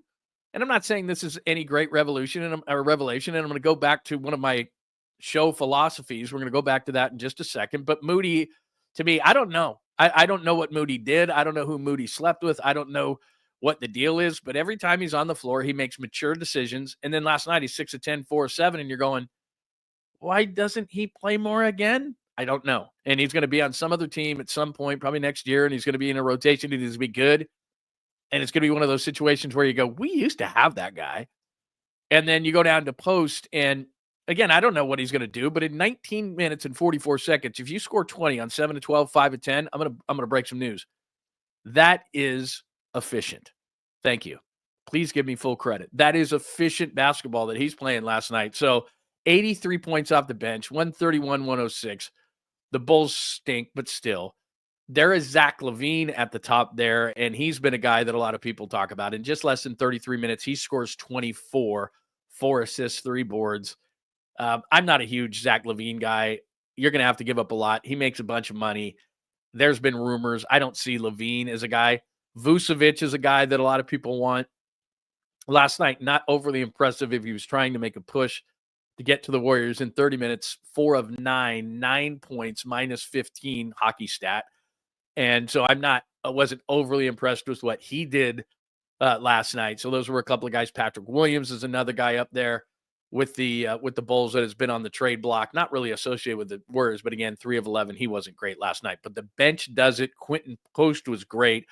Bunch of really good guys off the bench. And then Steve Kerr said something that he always says when a guy has a good game. I'm going to play that guy more. I'm going to put him in the rotation more. Like, we'll see. We'll see. He said that about Moody a bunch of times. He said about Santos the other day. We'll see. Guys did return, though, and the Warriors are at the point where, I don't care what somebody's name is. If Santos is hot, he stays in the lineup. If Post is hot, he stays in the lineup until further notice. It's kind of like a hitter in baseball. You got to start going with a hot hand here. Like Buddy Hield played 19 minutes. Good. He was 1 of 7, 0 of 5 last night. Like, pull him. And you got to start playing. Like, I know what the rotation is. I get it. Most coaches want to play with a rotation and don't want to sit there and be like, we'll pull this guy up. A lot of guys want to know when they're coming in. That's an important thing for their mental side of things. I don't care. You're 22-22, still 11th in the Western Conference, and you just play the hot hand. I don't care. And if somebody comes to me and says, I need to know what my spot in the rotation is, your spot is as good as you're going to play. You play well, you play. If not, then welcome to it, Quinton Post. I mean, that's just how it's got to be for the Warriors at this point moving forward. So anyway, maybe they had their stretch 4 on this team the entire time, but let me play something that's even cooler than that. So nice job, Quinton Post. Nice job, Moses Moody. He always seems to play well when he's given the opportunity, and I don't know why he's not giving more of an opportunity, because I understood it when the Warriors in 22 win a championship, when he's young, whatever, but he's always been older than his years, a mature soul, as they say, and every time he plays, he's scrappy defensively, he hits open shots, plays smart, mature game, as I said, and yet he's in and out of the lineup. I don't get it. But anyway, here's Quinton Post. You may not know him. 7-footer, Boston College, 20 points last night. But this story about Steph Curry, it's like, what is Steph Curry? Every time you think, I've heard everything about Steph Curry. I know he's great. I know Lund's always saying how he's the CEO and this, that, and the other. It's like, I know. And I say this, what other superlative can you give Steph Curry? I don't know. Like, I've run out of them. I've said that a million times. Like, how many times can you say Steph Curry is great? But then you get this story from Quinton Post last night in the post game after the Warriors win. Take a listen to this, or watch this. Good. I'm like, yeah, I'm good. I figured it out. And he's like, no, what do you mean? Like, I don't know, I can get an Uber. And Steph's like, are you trying to go home? I'm like, yeah, man, I got you. So at 2:30 at night, maybe 3 o'clock, I don't know, whatever. Steph is like, I got you. And he drove me home. He made a little detour. And, I mean, that just shows, how he is as a person. And at that point, probably out of the 50 people that were on that airport, Steph was the last person that needed to worry about if I got home, But that's just the person he is. Great teammate, and then obviously everything on the court. All right, so you just heard what he said, but I'll just kind of recap it very quickly. So here, they get in about 3 o'clock in the morning, and I'm surprised. Like, if I'm Steph and I have this kind of money, I never drive ever again. I'm not driving. Somebody's picking me up. I have a car service. I have a cocktail waiting in the back. I mean, it's just, that would be me. I would just be a big timer. I'd be like, get back in the back of, some kind of stretch. Like, I'm not driving. What, are you kidding me? I'm going to lay down in the back. I'm going to have my own driver. I mean, I don't know what that costs, but it can't cost much. Like, I don't want to get in a car and drive at 3 o'clock in the morning. Are you kidding me? I'm exhausted. Anyway, Steph's not that pretentious kind of a guy like I would be. And so he's a queen. Everybody's like, later, Rook. Everybody's gone. He's standing there going, damn, it's 3 in the morning. I can't get an Uber. Steph, super Steph, who's, friend to all, perfect man, looks and goes, hey, Rook, you have a ride? Now I'm going to get an Uber, even though one's not coming at 3 in the morning. I got you. And then he was asked later in the interview, well, how far out of the way did Steph go? And he said like 20, 25 minutes. And I'm like, wow. Like again, you and I, you got a buddy or something. He probably doesn't know Quinton Post. And Quinton Post said right there, that was before he even played a game. Like this dude was in Santa Cruz more than he was with the Warriors in San Francisco. And it's just like, I got you. Drives the guy like 20 minutes out of the way. For you and I, average folk, that's not a big deal. But for Steph Curry, like superstar guy, LeBron's not doing that. LeBron's not the last guy there going, hey, Rook, especially in LA. Like, I'm in Manhattan Beach. Where are you at? Kidding me? No way. Not going into the valley, bro. Have a nice walk. Have a nice bar. Have a nice thing. I'm in LA. You get the point. So anyway, what does Steph not do? We learn every single day that Steph does this, Steph does that. Steph is amazing. And I don't know. I wouldn't have done that. I probably wouldn't have done that. I'd like to say that I would, but I wouldn't. What do you think? What do you think about Steph just driving himself? Like, I mean, would you? Taki says Steph taking Bart. Steph is not taking Bart. Are you kidding me? He's not like Ohtani took Bart one time. How would that be now? Like, that was when Ohtani wasn't even, like, nobody even knew Ohtani. Like, he could do it. But now it's like, imagine Ohtani on Bart. Like I said, Ohtani was on Bart one time because, people aren't saying in Oakland. Teams aren't saying in Oakland. They're saying in San Francisco. So he took Bart. Ends up sitting on Bart. There's Ohtani. Like, what? Uber Steph. That's pretty cool. Yeah, I mean, this pretty much sums it up. Right there. Thank you, Wes. Curry is God. Honestly, you think everything. You think to yourself, Steph Curry just, like, you almost get to the point where it's like, my God, man. Like when your significant other will say something like, I don't know, I'll just pick a name out of the air, Bob. Yeah, but Bob does this, and Bob sent her flowers, and Bob. And you're just like, oh my God, enough already, man. You text Bob one day and you go, dude, can you stop it? You're making us look bad out here. Like Steph Curry, everything. Like just does everything. Brings guys home, hits threes, CEO of the team. It reps everything correctly. Great golfer. Like at some point you're like, because we all have that guy, like he's good at everything, or that person is good at everything. Like Steph's good at everything. He never screws up. Oh, this Rook. The best, the coolest thing I ever heard that a veteran did for a Rook or a young guy was Joe Staley. Joe Staley would take young guys, even if they weren't offensive linemen, but mainly offensive linemen who were free agents or late round picks, who looked at either rent or buying a place or whatever the kid. Well, young guys really didn't buy a place. Free agents wouldn't buy a place. But Staley, before he got married, like took him into his house. He'd have like 3 or 4 free agent or late round offensive linemen down in the San Jose area, and they'd be living with him. And he'd be like, yeah, I just, buy a few groceries every now and then. It's cool. And he'd buy most of the groceries. He would pay the, obviously it was his house, the mortgage, stuff like that. Guys living in the basement, guys sleeping on the couch. It's like, yeah, we understand. Because these dudes were like, what in the what? Like, I remember when Trey Lance came here and we did the first interview with Trey Lance. Sorry to bring this guy up. It has nothing to do with football. And one of the first things he said to us was like, oh my God, the rent here is unbelievable. It's like, dude, you just pocketed a bunch of money that we didn't know at the time, not going to earn. But, guys moving from, where was it, North Dakota, whatever it was, and then he lived in Minnesota and things, and then he comes to the Bear, and he's like, so, Joe Staley's doing, that was like the nicest thing I ever saw. Steph Curry probably did that. I know that I was living in Pittsburgh. Mario Lemieux did that.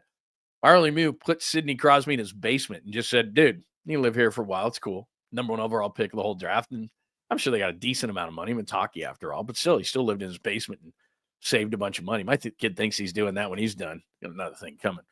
All right, let me play one more thing for you, baseball related. And this is just, there's no real baseball discussion to be had today. But I saw this yesterday, and it's going to kind of send me on, before we bring David Lombardi on the show, it's going to kind of send me on a little bit of not a rant at all, just a little bit of a tangent on this whole thing, because I don't know if you're like me. Let me set this up before I play this.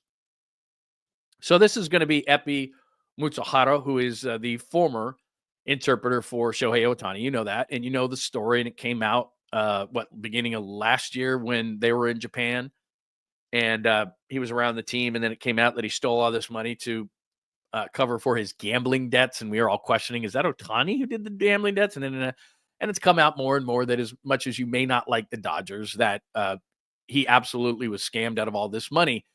So the backdrop for this, before I play this for you, is I don't know if you're like me, but you have like 5,000 passwords. You can't remember them, all these different things. Your bank, you have like a $3, I don't know, not $3. I'm going to say a $3 coffee, $8, $10, $12 coffee at like Starbucks or something. You buy like a a scone or something, and all of a sudden you're getting this alert from a bank. Did you just spend $12.18 at Starbucks? It's like, yeah, I do that all the time. It's not like I just went out of the country and there was some $5,000 withdrawal from Japan. Like, yeah, I was at Starbucks. I'm always at Starbucks. Like, what are you talking about? So anyway, I get that all the time. My card gets flagged for weird things. And you're like, I get it. You're trying to protect me. I understand that. But it happens all the time, and it's kind of a pain. So you're like, okay, in one sense, I'm very happy that my bank is looking out for me. In another sense, I'm like, can you just turn my card back on, please? I'm trying to make a purchase here, and I'm at the checkout line, and everybody thinks I'm broke. Like, it's embarrassing. Can you please help me here? So anyway, banks are overprotective. I get it. They should be. But then I hear this morning from Ippei, and he's stealing $200,000, and he's calling this bank. And somehow they get a hold of this audio. And it's not like this woman is like, it's $200,000. I don't care how much money you make. She's looking at Ohtani's account. I'm sure that, there's money flying in and out of that account. And it's kind of like, I'll give you a quick story and then keep me going here because I'll go ADD on you. But I was in Vegas one time and I walk, not that I'm a high roller, don't get me wrong. I am the opposite. But I walk into the high roller area and there was, I know Michael Irvin was in there. It was a bunch of NFL guys. I can't remember the exact situation, but I look and I turned to the guy that I was hanging out with to the left, and there was like a stack of chips. And I said, "How much are those chips worth?" He goes, "They're 10,000 a piece." And there was no less than like 20 there. So I'm just, and they're playing per hand. So you're looking at what, $200,000, something like that. I'm just like, my God, man. So we're just standing there. And of course, pool or pond would be nice for you. So the security walks over and goes, "Sir," because there's a rope and everything, but you're trying to lean over to see what they're doing, and they're like, "Get out." They just looked at me in the way I was dressed, like, "Get out." I'm like, "You don't think I belong here?" Kind of looked at them and said, "You don't think I belong here?" And they're like, "Please stop, get out." So everything is relative based on the amount of money that you make, the amount of money that's in your account. So to me, $50 coming out of my account, I think I have my alert set at like $100.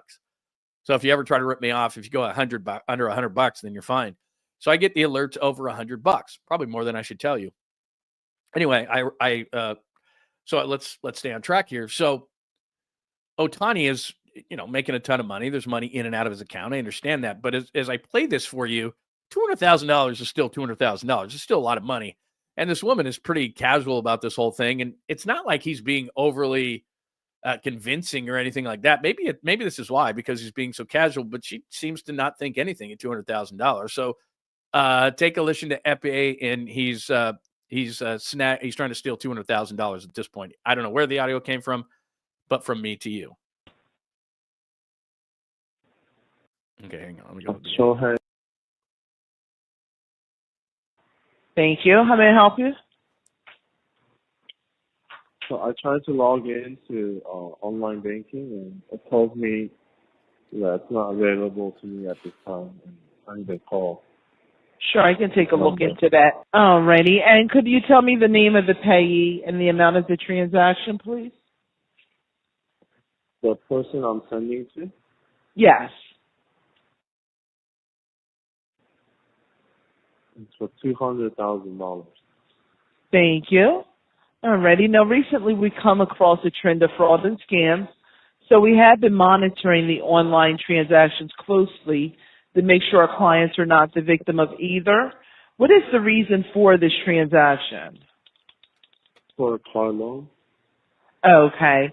You said it's for a car loan? Yes. Okay. What is your relationship to the payee?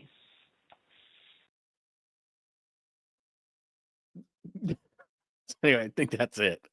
But it's like, we've run across a lot of fraud lately. So we'll ask him something. Like if you've run across a bunch of fraud, like ask him what his social security number, what's the last four of your social, or like my bank. Like I said, if it's $12.18 at a Starbucks, if I'm getting a venti, whatever it is, iced in the summer, hot in the winter, but if I'm getting some sort of venti, whatever it is, vanilla, sugar-free, blah, blah, blah, and I'm getting 3 vanilla scones, it's like I got to answer 50 questions. This is $200,000. I don't care how much is going in and out of the account. It's $200,000.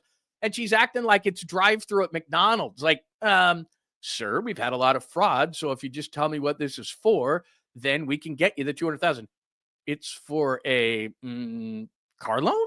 Car loan. Yeah, car loan. Okay. My God. Whatever bank that is, can we make that public, whatever bank that is? Because I never want to use that bank. She's just like kicking back. Sounds like she's having, I don't know, coffee and a cigarette. Sounds like it's close to closing time. It's like 4:59 on a Friday. Like, man, I got to get out of here. This 200 grand, whatever. And it's not like he didn't do that one time. He did that a lot. Like, he did that a lot. And now he probably has 10 different accounts. And so he's, playing the shell game with all these different ones. But still, if there's 200 grand and I'm Shohei, I got to go to my bank going, look, if it's 200 grand, you call me direct or something, or I got to get a text from the bank, or is this you? Or, I mean, come on. In today's day and age where it's like, I don't know if, again, you tell me, I get an alert on everything. My card gets closed down every 2 or 3 days. Like, did you do this? Did you do that? It's like, yeah, these are places I frequently go. I mean, aren't we in the age of AI where it's like, yeah, if something happens, out of the country, in Japan, like all these different things, then yeah, I totally get it. You freeze my card, stop my card, text me, do all these things from a technological standpoint, make me put in a code, all these different things. Cool. 200 grand. Like, somebody better show up at my house. Is this you? Did you do this? She's just like, yeah. So it's for a car, right on. Anything else? My God, man. That is crazy. Anyway, there's the latest on that. Jason says, where's Lombardi? What do we got? 9:30? He said back half of my show. So we're in the back half. I mean, we started at 8:15. I was a little bit late. As I told you, I was chasing the dog down the street. Look at that. You are so good. He says he's clicking in now. So let me get him prepared for David Lombardi. He says he's clicking in now, and I'm going to see him in just a second here. So I want to impress him. I want to impress him when he does come on to the show, because he's great. He's got a great following on YouTube. He has 100% earned it.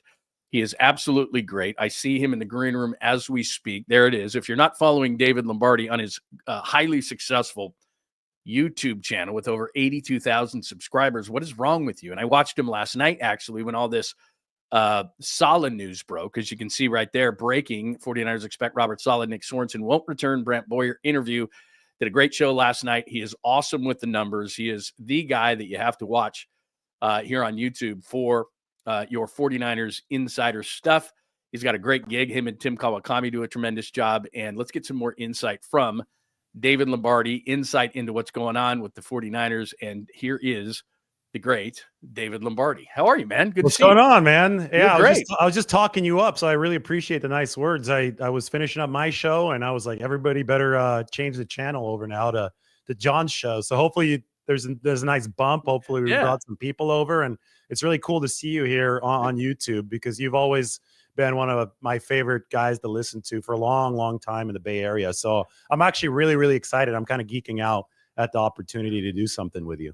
Oh, I feel the same way. I really do. And let me just again pop it up there and cover our faces for a minute. Cover mine more than yours, but your page is awesome.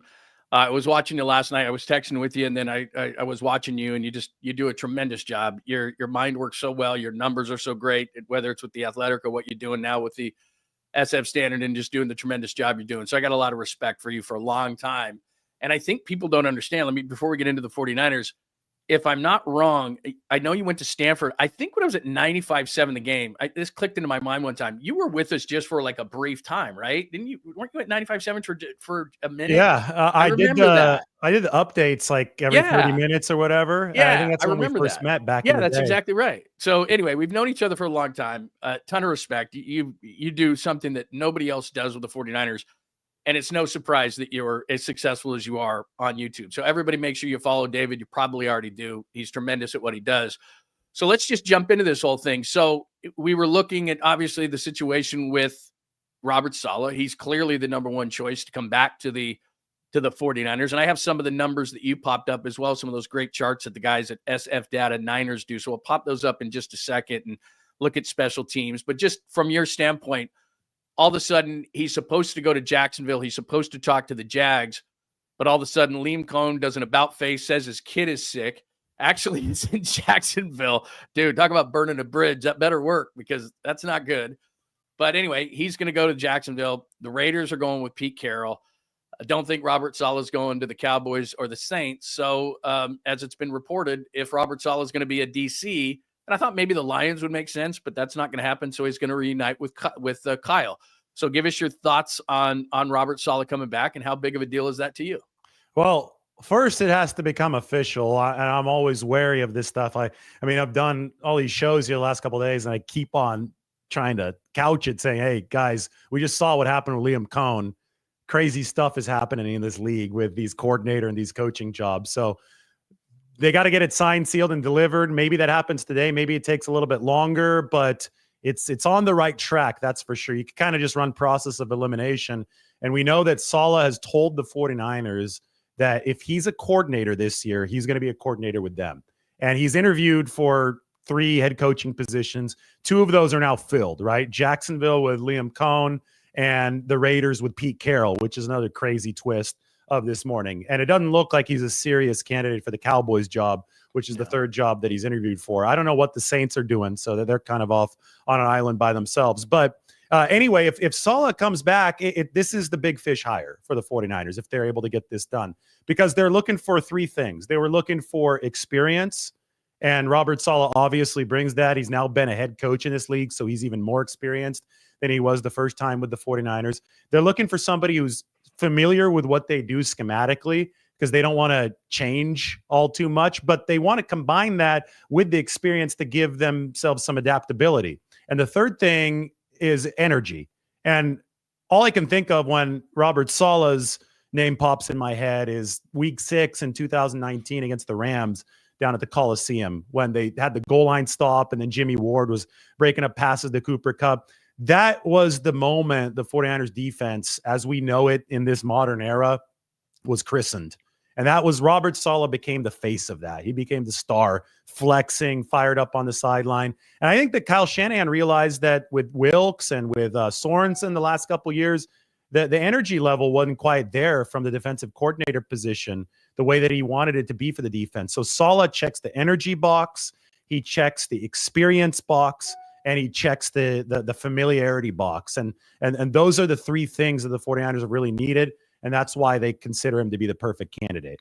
The great David Lombardi is joining us. Make sure you're on his YouTube channel and you're following on social media at Lombardi himself. There's not anybody better when it comes to the 49ers, especially when it comes down to the numbers. Let me pop this up because I know you're using these as well. The guys at SF Data Niners do a really nice awesome. job. I love those guys. So I don't know who it is, but he doesn't. Not me either, but I'm just like, I steal their stuff all the time. I try to give them credit. But as we can see right there, with the Jets, he was good. With the Niners, 17 and 18, a little bit more of the struggles. 19, they go to the Super Bowl, and he's so great. So I think the thing that I was kind of looking at when it came to Robert Saleh is no coach can overcome no talent. But I think the big thing with Saleh is whatever talent they do have, he's going to maximize said talent. So do they still need to get some interior defensive linemen? Sure. Do they got to figure out Dre Greenlaw? Sure. Do they have a young secondary? Yeah. But what he's going to do is maximize what the 49ers do. So let me pop this up, and I think you can see this.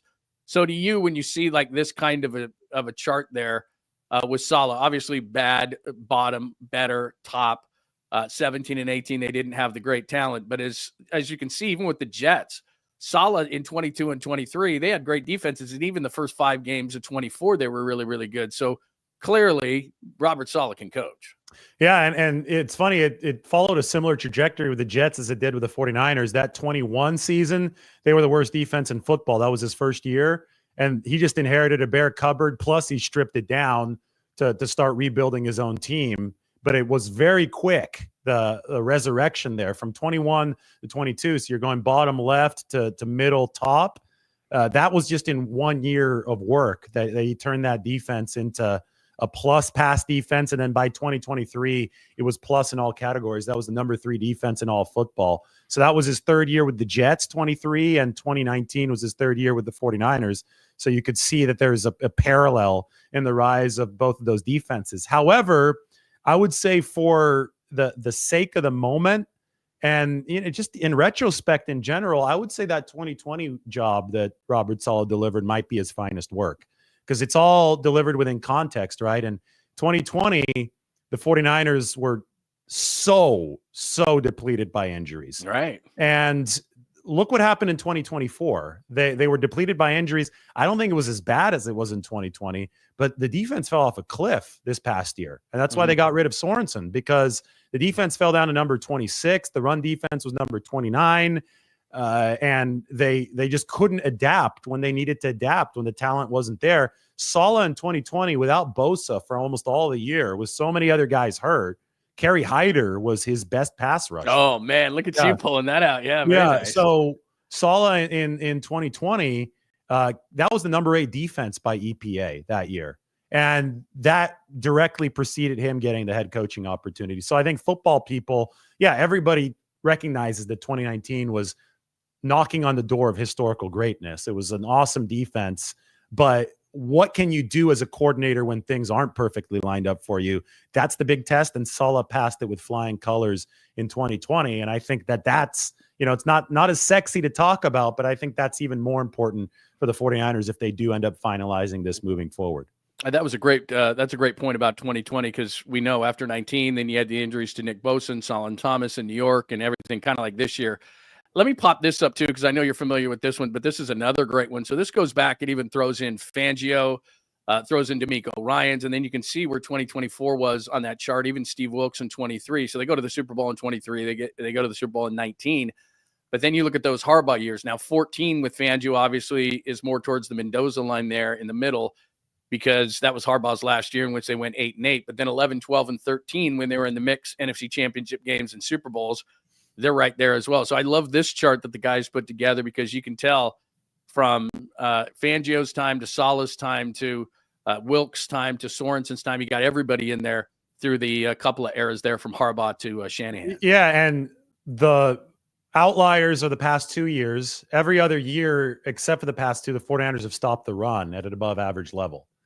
You could see why Wilkes got fired after a year and why Sorensen didn't technically get fired. He got pulled out of the defensive coordinator spot. They wanted to keep him on the staff, but it doesn't seem that Sorensen wants to. That's the latest report. Doesn't look like he's going to be back. But anyway, they've replaced both of the guys from the past 2 years.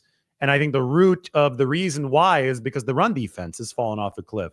Even personnel deficient 49ers defenses, and I'm talking specifically about 2017, 2018, and to a certain extent 2020 because of all the injuries, even personnel deficient 49ers defenses had been able to stay above average in run defense. Mm-hmm. And the fact that the bottom fell out in run defense led to so many issues over the past 2 years, because the problem, John, is that you just lose control over the game if you can't stop the run. Like 2021 is a really good example of the opposite happening. The 49ers really struggled in pass defense in 2021. Where's 2021 on there? You could see it's in the bottom half. Yeah, on the bottom to the right. right. Yeah. Yep. So that pass defense was worse than this 2024 pass defense. It was almost at the level of 2017, which obviously wasn't a good year. But the 49ers still made the NFC Championship game, and they're still a dropped interception away from making the Super Bowl, maybe winning the Super Bowl. They had already beaten the Bengals that year. And the reason they were able to overcome the number 23 ranked pass defense was because their run defense was number 2 in the league. So they at least had some rigidity up front that allowed them to not just get blown out of the building. If you can't stop the run, the whole thing craters, right? And that gave them some chance at controlling game flow to a certain extent that allowed the offense, which was good in 21, to do its thing. But you can't operate with a bad run defense, and Shanahan has realized that, and he's swung and missed at 2 straight coordinators in that regard. So they need Sala to get them back on the right side of this graph. All right, it is David Lombardi. Let me just throw one more, because this is you last night. I stole this straight from your. And there's a typo there. Sorry, 2022 was number 1 defense on the right. It says number 14. So just to preface that, there's a typo. Yeah. No, that's all right. I was watching you last night. I stole this, and I wanted to make sure that I gave you credit there. But great stuff, giving us the insight on that one as well. So let me ask you this, and let me just throw the charts off for just a second and ask you this question: which is, so what does Robert Saleh solve, and what does Robert Saleh not solve? So yeah, it's better. I mean, Nick Sorensen's a young guy. I was surprised that they did what they did, because you're in a Super Bowl window. I know that the injuries happened last year, but Nick Sorensen was in over his head, and all the other coordinators, maybe, who would have known where they would have gone after that? Pete Carroll's going to end up in Vegas. That wouldn't have been the case. I know that a lot of people, we heard some rumblings about who would have been backup plans, and people didn't like that. But so Saleh comes in. What does he solve? What does he not solve? Well, it's going to depend, again, on the personnel that the 49ers bring in to see what kind of ceiling they have. But I think as far as floor goes, one thing I noticed about him in New York, and we didn't get to see all too much of this in San Francisco, but we saw a little bit of it in 2020, is that he was willing to up the blitz rates when the defense wasn't quite as good on the personnel side. Mm-hmm. In 2022 and 2023, when he had his two best defenses in New York, the Jets had the lowest blitz rate in the entire league because they didn't need a blitz. And Sala, back with the 49ers, felt that he didn't need a blitz, and the proof is in the pudding. He didn't really need a blitz, and they were fine. But when he absolutely did need the blitz, when the pass rush was decimated by injuries in 2020 with the 49ers, or when the Jets were talent deficient in 2021, or when they struggled a little bit more at the start of the 2024 season before he got fired as the head coach, the blitz rates were up like near half of like the midway mark of the league. And they were effective blitzes too. And that showed me that this guy can be adaptable. He doesn't just stick with the same thing. And Kyle Shanahan talked a lot about that needed adaptability at the press conference right after they announced that Sorensen wouldn't be coming back as the defensive coordinator. One of the biggest issues with the 49ers last year, they only blitzed 1.7% of the time with two or more men. That was the lowest rate in the league. And to give you some perspective, Steve Spagnuolo was bringing such blitzes like 13 or 14% of the time. So like 7x. And I think in this modern league, you have to be able to bring aggressive blitzes. Don't necessarily have to do it a lot like Spagnuolo does, but you have to be able to do it enough to mask issues when those issues inevitably arise. And I remember that game against the Lions, man, they were helpless, the 49ers, over the second half, because even when Sorensen did send the blitz, it was ineffective. So there's a whole art to it that I think Saleh has shown he can deliver on, and we'll see who he builds his staff with if he does come to the 49ers, because all of that's going to be really important as far as evolving schematically with aggressiveness. And I think that's what the 49ers need to fix first. And I think that Saleh brings the experience to be able to do that. How do you think, and I know you were at the press conference here, and this question was asked at the press conference, do they need to evolve this offense in a certain way? And the reason I ask is, you look at Mike McDonald in Seattle and doing different things, and Brian Flores in Minnesota, and a lot of teams, you go back to a Pete Carroll defense and you say, look, you're going to know what we're going to do, but we're just going to do it better than you. But everything evolves. So do they need to evolve the offense a little bit? I know Kyle, and he said it at the press conference, loves this defense. But do you think Saleh brings a couple of wrinkles, or do they just kind of stick to what they've done and what Kyle has liked in the past? Well, I think that Kyle specifically said, I like the scheme, but we do need to evolve. And you've seen it, and this desire, you've seen this through his hires. Like, he literally went outside the system to bring in Steve Wilks in 2023. And the hope was that he'd be able to integrate Wilks into the system. It was kind of like Mike Shanahan in 92. Kyle would bring that up. He said Mike came in to be the 49ers offensive coordinator in 92, even though he didn't have a background with the 49ers. They loved what they were already doing. That was coming off Walsh, going into Seifert. And Seifert told Mike Shanahan, hey, lock yourself in this room and just study our stuff for the whole summer, and then integrate your own things. And that's the idea that they had with Steve Wilks. That was a tacit admission that they needed new ideas, that they needed to evolve. And I think that when they brought Brandon Staley in 2024, even though he wasn't the DC, that was another tacit admission. And I don't even think it was tacit. I think they literally said it. I have notes here. This is funny. I stumbled on these. It says the Ritz-Carlton on it because it was the Ritz-Carlton in Orlando. This is Look at you, bro. I'm sitting there talking. We're talking to John Lynch in a conference room, just a few of us. At the top of this, I have coaching, and it says B. Staley. So Brandon Staley, and I have quotes. I think I asked what the vision with Brandon Staley was. And John Lynch said, we want to play our style of defense, but evolve. That's why we brought Brandon Staley in. So it wasn't tacit. They literally have been saying we need to evolve by bringing in these outside voices. And you put up the graph earlier with Fangio on it. Brandon Staley Fangio disciple. Now, he's probably not going to stay on the staff next year, but how the 49ers have acted over the past 2 years shows you that there is this need to evolve. What Kyle Shanahan said a couple weeks ago shows you that same desire to evolve. And I think that Sala, now that he has stepped away and been a head coach elsewhere and worked with Jeff Ulbrich and worked with different personnel with the Jets, blitzed a little bit more in a couple of those years, he has evolved and he brings the experience and the knowledge of the existing system that the 49ers need. David Lombardi is joining us, just does a great job covering the 49ers. And I was looking away because I was going through my 49ers list and making sure we weren't missing anything because I don't want you to miss anything. And if you go to right now, I'm just looking at a piece that you just wrote at Lombardi himself on Twitter. The 49ers land their big fish and Robert Saleh. Here are the wild twists that made it possible. And that's on the SF Standard right now. So David is a multimedia superstar. Just to cover myself, I had my editor. I was like, hey, can you add likely to the headline here?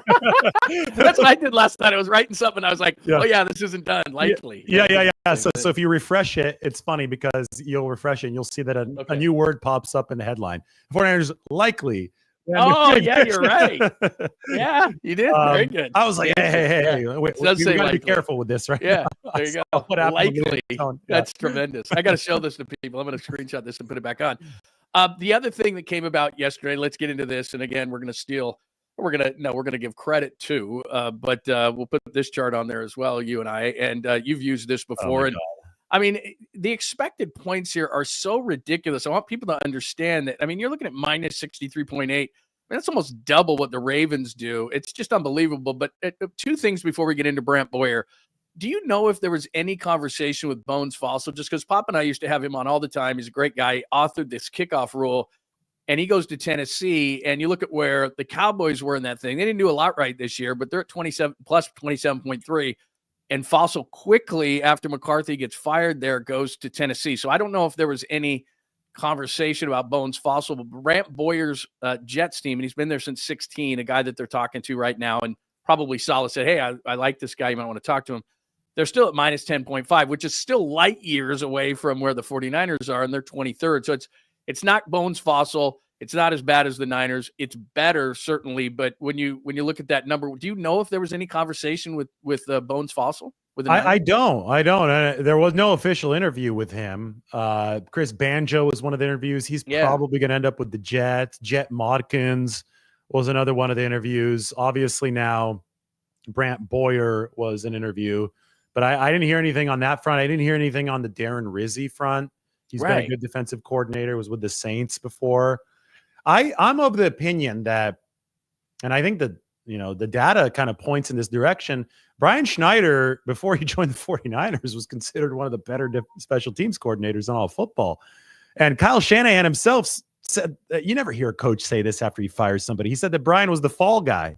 So I think that he was acknowledging, this guy has been a good special teams coordinator. Right. Just something happened. I don't know. I mean, the one variable here that's remained constant, and plus, here's more evidence. Richard Hightower, who obviously struggled with the 49ers, they had the number 5 special teams unit with the Bears this past year. So I think this is a top-down thing. And I don't necessarily think it's the 49ers don't pay attention to special teams in terms of roster building, because they clearly do. I mean, they've used a 3rd-round pick on a kicker, a 4th-round pick on a punter. They signed George Odom, who's one of the best special teams players in football. I think it's a mentality thing that almost on a subconscious level permeates special teams. Shanahan in the past has said in as many words, I just hope special teams doesn't lose us the game. Whereas you go back to coaches like Bill Belichick and some of the guys that are really obsessed with special teams, they're looking at it as a chance to gain an advantage and win the game. And I think it's important to speak of special teams in that way, because I think it bleeds down to how the unit ends up performing. And I think that, for the 49ers' sake, hopefully Shanahan realizes this and starts to treat special teams a little bit more seriously on game days. And the most tangible example I could give is 49ers have never run a fake punt, like a designed fake punt under Shanahan. Wow. The one time they ran one was Mitch Wishnowsky just improvising, and it got called back because of a hold. So I haven't seen them do anything creative on kick returns. I've never seen them run a fake punt or a fake field goal. I just think that having the willingness to run that, having it in your playbook once a year might completely change how the special teams kind of mentality is going into games. You're trying to seize something instead of just trying to sit back on your heels and prevent something from being taken from you. Yeah, that's kind of the way I look at it. And I understand, and people, all season long, the 49ers are using this term, and we were using this term, complementary football. And sometimes I don't think people understand that if you don't have trust in your defense, which Kyle didn't, if you don't have trust in your special teams, you don't have trust in your kicker, like it all comes together so that Kyle can maybe be a little bit more aggressive, whatever the case. And I know he gets a lot of grief for those kind of things, but I'm with you that I think if Sala comes back and he can trust his defense, if he can get a better special teams guy, I don't know what's going to end up working with Jake Moody. What was he, 31st ranked overall kicker? So can they get his mental side back? But if they can get these things back on track, then I think it'll work from an offensive standpoint where Kyle can actually get it more aggressive and do some certain things. But I know last year he didn't have any trust in special teams. He didn't have any trust in the defense. Therefore, it's hard to play complementary football.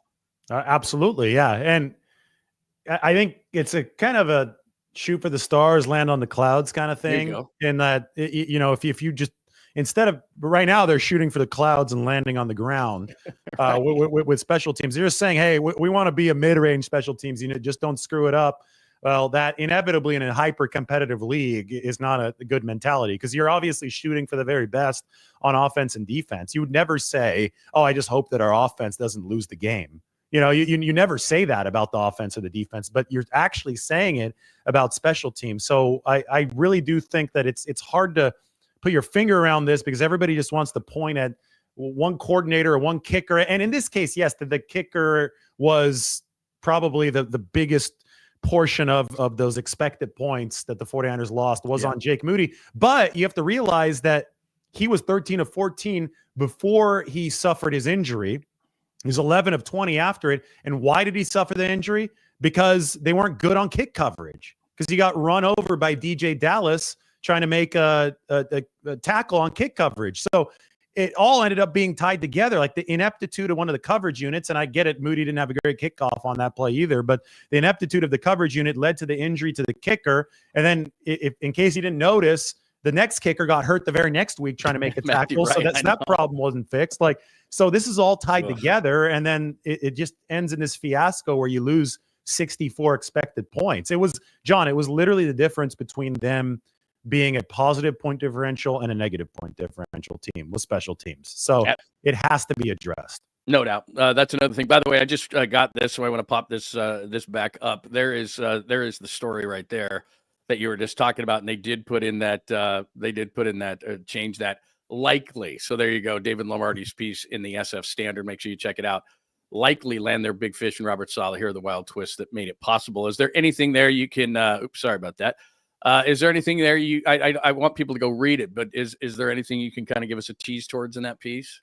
The wild twists? Well, I am just, I mean, the whole Liam Coen thing, it's fascinating because that has drawn, for obvious reasons, national level headlines. Might be unprecedented, but this is what I wrote. Coen ghosted his former bosses in Tampa, who'd offered him top-level money to remain offensive coordinator for 26 hours, secretly flew to Jacksonville, and reportedly blamed his disappearance on a sick child.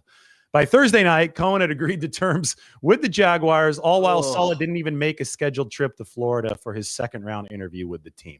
So that entire process ended up opening up Sala to the 49ers because there was a period of time, maybe a 24-hour period of time from Wednesday to Thursday, when Sala was literally the betting favorite to be Jacksonville's head coach. He's obviously not going to be Jacksonville's head coach anymore.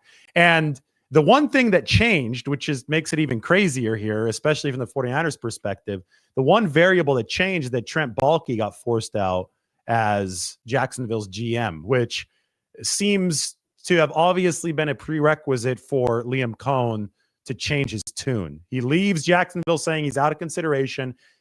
The Jags finally realize, maybe we shouldn't have this guy who keeps on surviving head coaches around because Ben Johnson didn't want him there and Glenn didn't want him there and Liam Coen probably didn't want him there. So they get rid of Baalke, the former 49ers GM, and they replace him with Ethan Waugh, who was a member of the 49ers scouting department for almost 2 decades. He bridged the Baalke and the Lynch eras. And Ethan Waugh probably deserves a lot of credit as the interim GM for bringing Liam Coen back to the table. And so it's all this is a national story, unprecedented stuff, but characters who used to be in the 49ers building are playing major roles in it to, at the end of the day, clear the path for Robert Saleh to potentially come back to the 49ers. So I kind of wrote about all of that. Very cool. Make sure you check that out in the SF Standard. He always writes great pieces, does David Lombardi. In terms of a timing standpoint, because you put the word likely in there, like you said, really New Orleans is the only one. Dallas, I know Jerry Jones a little bit. I think he's going to go to the offensive side. I've been saying Kellen Moore the whole time. Maybe it's going to be Schottenheimer, but it looks like it's going to happen. Do you have any sense of timing here of when Robert Saleh could officially become the Niners defensive coordinator? Yeah, and then obviously the Saints, and there's still head coaching openings technically there. Although the Raiders and Jacksonville, those are closed with Pete Carroll and Liam Coen respectively. I figured, last night there was a ton of momentum. I think what Mike Silver had said, I think it's going to be happening soon. Yeah. It seemed that maybe Saleh would just, an announcement would come soon today, but then there was a little bit of a backing off. I think Matt Mayoko said, he said he's going to be defensive coordinator of the 49ers if he's defensive coordinator, but that he can't be head coach somewhere else. So it just depends on if Saleh wants to wait this out and see if something pops up head coaching wise. It appears that he's got a handshake deal with the 49ers right now, but like Liam Coen, he hasn't actually signed on the dotted line. So then it's just going to be a matter of when does he want to sign on the dotted line? And if he just wants this all to be over, and I'm sure from his family's perspective that they want to know where they're going to be at some point, there's a deadline there too. He could sign now and it all will be over. But if there are some other faint opportunities, sometimes guys just like to interview for the sake of interviewing. You're networking Absolutely. For the future, right? Yep. So, and that's his right. The Jets gave him that right when they fired him in week 5 of this season. So all power to Robert Saleh there. But I do know that if this drags out a little bit longer, then we're going to see that anxiety creep back into the 49ers fan base. That's good. That's for sure. There's no doubt about it. Again, this looks like 99%, 99.9%. Were in your mind, were there any backup plans, or what was the backup plan? I mean, Pete Carroll's name was thrown out there. What did you think? If it wasn't going to be Saleh, just for the heck of it, what did you think? I think Brandon Staley's a lot better coach than people give him credit for. Mm-hmm. And he's already been in the building for a year. So I think, when we talk about why Steve Wilkes failed, they were trying to take somebody who was running something totally different, and it was like trying to fit a square peg into a round hole. I think they've been happy with Staley working with the DBs this past year. And I think that a lot of that went well for the 49ers, specifically the part that he was running. So they interviewed him. They gave him that interview. They wouldn't have given him the interview if they were terribly displeased with how he coached. He had the number 1 defense in football the one year he was a coordinator in 2020. I don't pretend to look at his head coaching resume, which wasn't good, and act like that's how he's going to do as a coordinator. Those are 2 very different jobs. So I think that Staley was that backup plan for the 49ers. But if they're going to go in a different direction, if it's Robert Saleh, then it makes sense that he wouldn't remain on the staff, because this is a guy who has succeeded as a coordinator in the past before. I mean, it would be a coup for the 49ers if they could land Saleh and somehow keep Staley around, but I would get it if he left, given that, just the same way that I get Nick Sorensen leaving. You demote it at the very best from defensive coordinator, so why would you want to stick around the staff? But they interviewed Deshae Townsend from the Lions. He's a DB coach. That never seemed to be something that they would pursue as far as a hire, because it didn't seem that Kyle Shanahan wanted a first-time coordinator again. He talked about experience, and he might have been able to pick up some ideas from Deshae Townsend. And a lot of times the interview process is a sharing of ideas back and forth, and you give a guy some exposure for the first time. So I always thought that the Deshae Townsend situation was more of that for the 49ers. And that left Brandon Staley and Robert Saleh as the 2 candidates who appeared to have a legitimate shot. And I think that Pete Carroll's name started to be floated around after the twists in Jacksonville, right? When Liam Coen said no thanks to Jacksonville and went back to Tampa, 49ers might have started sweating. And then they're like, oh, well, what do we do now? And that's when Pete Carroll's name came up. But obviously now it seems that things are back on a more orderly trajectory. The only thing about Staley that I had heard from some former players that maybe he wasn't as liked, and there was maybe a little bit of arrogance there. And then when I looked at his number, like 2020 with the Rams, people don't understand. I mean, they were number one in yards, number one in points. They had 1 touchdown against, these numbers, 12 interceptions. It was incredible. And then he just couldn't turn that over to the Chargers, went 24 and 24. And I don't care that he was going for it on 4th down. I don't care that he was a bad head coach or whatever people want to say. Great coordinators can be bad head coaches. It doesn't mean like Liam Coen is not automatic. Ben Johnson is not automatic. Because you're a great coordinator doesn't mean you're going to be a great head coach. So, I don't know what it's going to translate to, but I know that, like you said, there was a lot of people in the building that did like him. Let me flip 2 more quick things for you out here, and I'm trying to keep monitoring on things to make sure that we're not missing anything, because I know you got a lot of things to do on all this stuff. But you asked the question during the press conference about the offensive coordinator gig. And of course, you got to still go through the Rooney Rule and do all those kind of things. Do you know where they are as far as looking for an OC for Kyle? Will they have one? They will. I think that the heavy favorite is Clay Kubiak, because they wanted to. And you asked that question, I remember. And Kyle just kind of served up some news to me there. I was shocked, actually. I had to go back and replay it, and I'm like, did Kyle just casually announce that he's the OC? Right. Yeah. Kyle works in funny ways sometimes, Kyle walked by in the locker room and, just you have a quick word with him. It's kind of funny. It's a little quirky, but I've enjoyed it over the years. But this happened in a press conference, and it's like, oh, wait, he's going to promote Clay Kubiak. And Kyle, he said it, but then he said it wasn't that big of a deal, but he wouldn't have said it if it wasn't that big of a deal. I think there was a little bit of both forces going on here. I think Kyle's going to remain the play caller. He should remain the play caller. We've seen around the league why that's so valuable, because these defensive coaches, and you look at, or coaches who don't call plays. So you look at Todd Bowles in Tampa or Dan Campbell in Detroit. These are coaches who don't call plays. They're in huge trouble when their offensive play caller leaves. Liam Coen goes to Jacksonville. Ben Johnson goes to Chicago. Oh God, now what are the Bucks and what are the Lions going to do, right? So you're insulated against chaos to some extent by having a head coach who can call plays. That's really important for the 49ers. But you're also much better positioned for success, and this was not a good year for Kyle Shanahan play calling for numerous reasons. Mm-hmm. I think you're much more insulated when you've got a trusted voice in that offensive meeting room with the head coach who can check the head coach, but not just check the head coach, also be a bigger picture set of eyes, right? That he could see if you're starting to go too far down a rabbit hole. And I think that Clay Kubiak's ascension to that offensive coordinator title, even though if it's not official yet, the fact that Kyle Shanahan wants to promote him to that title means he's developing the trust to be the guy that Mike McDaniel was. McDaniel, only other OC and title under Kyle Shanahan back in 2021. And that was a really good offense in 2021, even though they were really struggling with injuries along the offensive line. So I think that's really important, because you want that healthy exchange of ideas and that healthy pushback within the offensive coaching room. And I think that it's a sign that it could be there, because he's willing to give a guy a front-facing offensive coordinator role.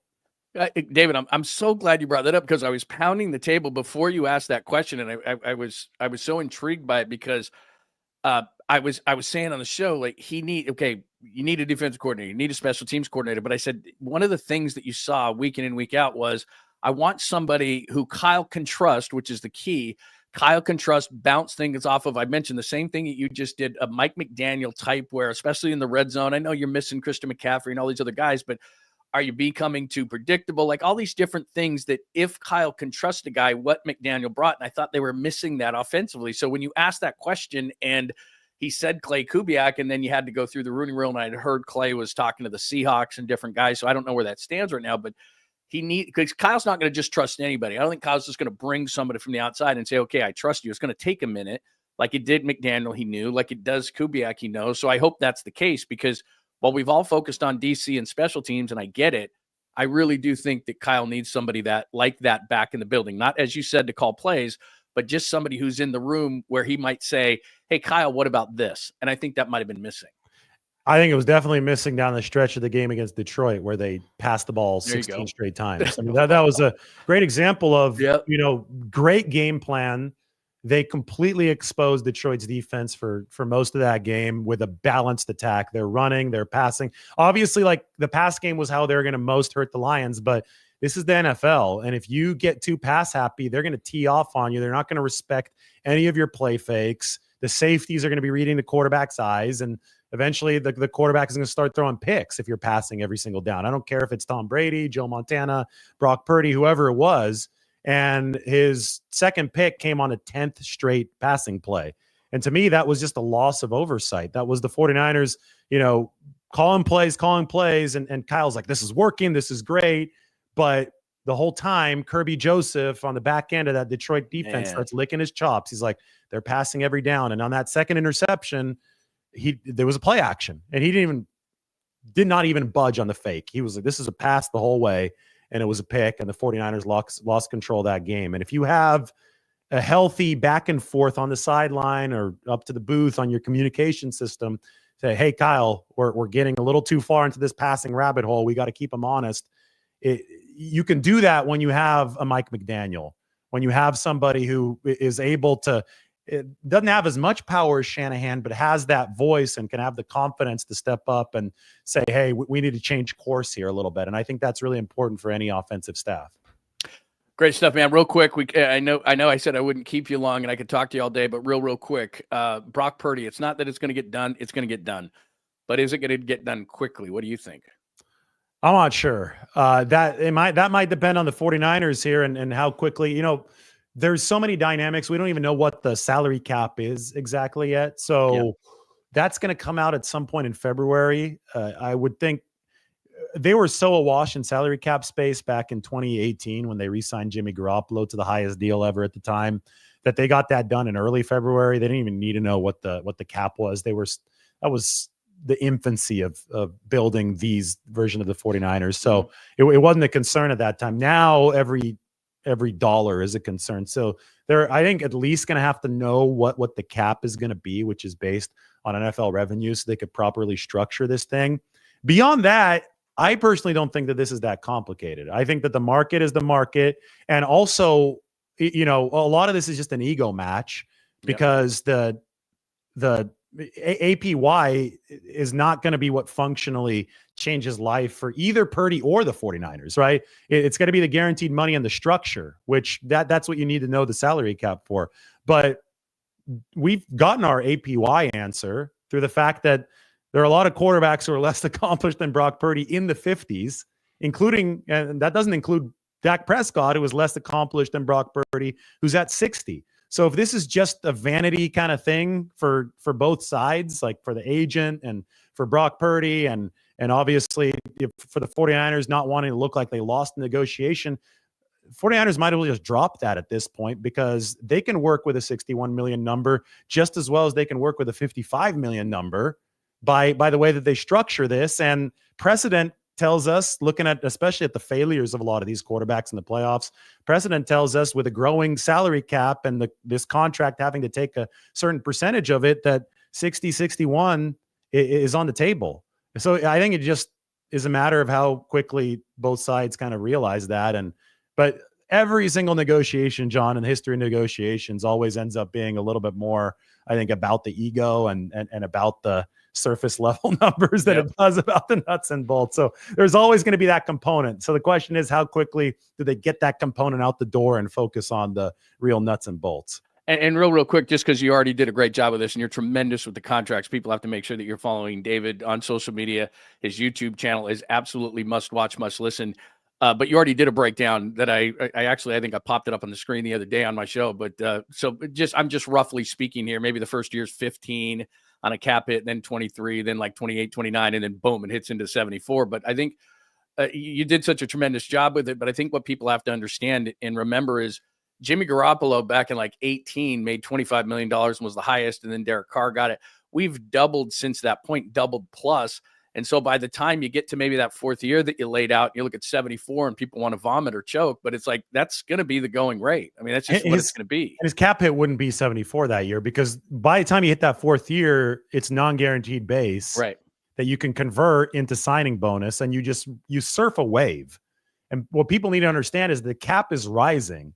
So it's totally sustainable to move money into the future. People act like the bill's going to come due at some point. A bill only comes due if you unsustainably push money into the future. But if the 49ers have been doing this for 8 years now, and they're projecting where the cap is going to be based on the rate of cap inflation that there's been, and they're moving that money into the future in a way that still fits under the lid of the rising salary cap. So it's like there's no penalty for doing this. All you do is restructure the deal. So it's like taking out a 0 interest loan. It's not like they're paying interest on this money that they're pushing into the future. So I compare it, John, to the salary cap is a bunch of sinks filling with water. Every year is its own sink, and you can't let the water flow over the tip of the sink in any given year. So your expenditures are coming through the faucet, and then your restructures are leaving through a drain that leads to a pipe that pushes the water and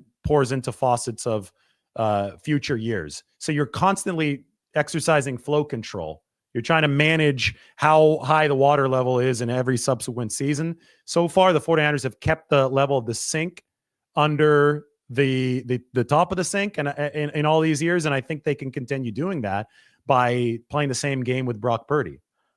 Bro, there's a reason that David Lombardi went to Stanford, man. I've never heard that put that way. That was tremendous. Even my small brain went, oh, yeah, I get it. That's awesome, man. Dude, you do such a good job, man. There it is right there. Make sure that you're checking out David Lombardi. You probably already are, but make sure you are.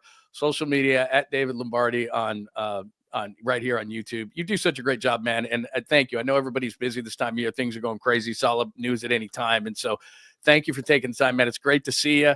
I'm excited to be on here. I'm having a great time with it. But guys like you really make it worth the while to really get knowledgeable and to give everybody a bunch of knowledge. So thank you, man. It was great. I just want to know when you're coming on to my channel. I'm looking forward to that.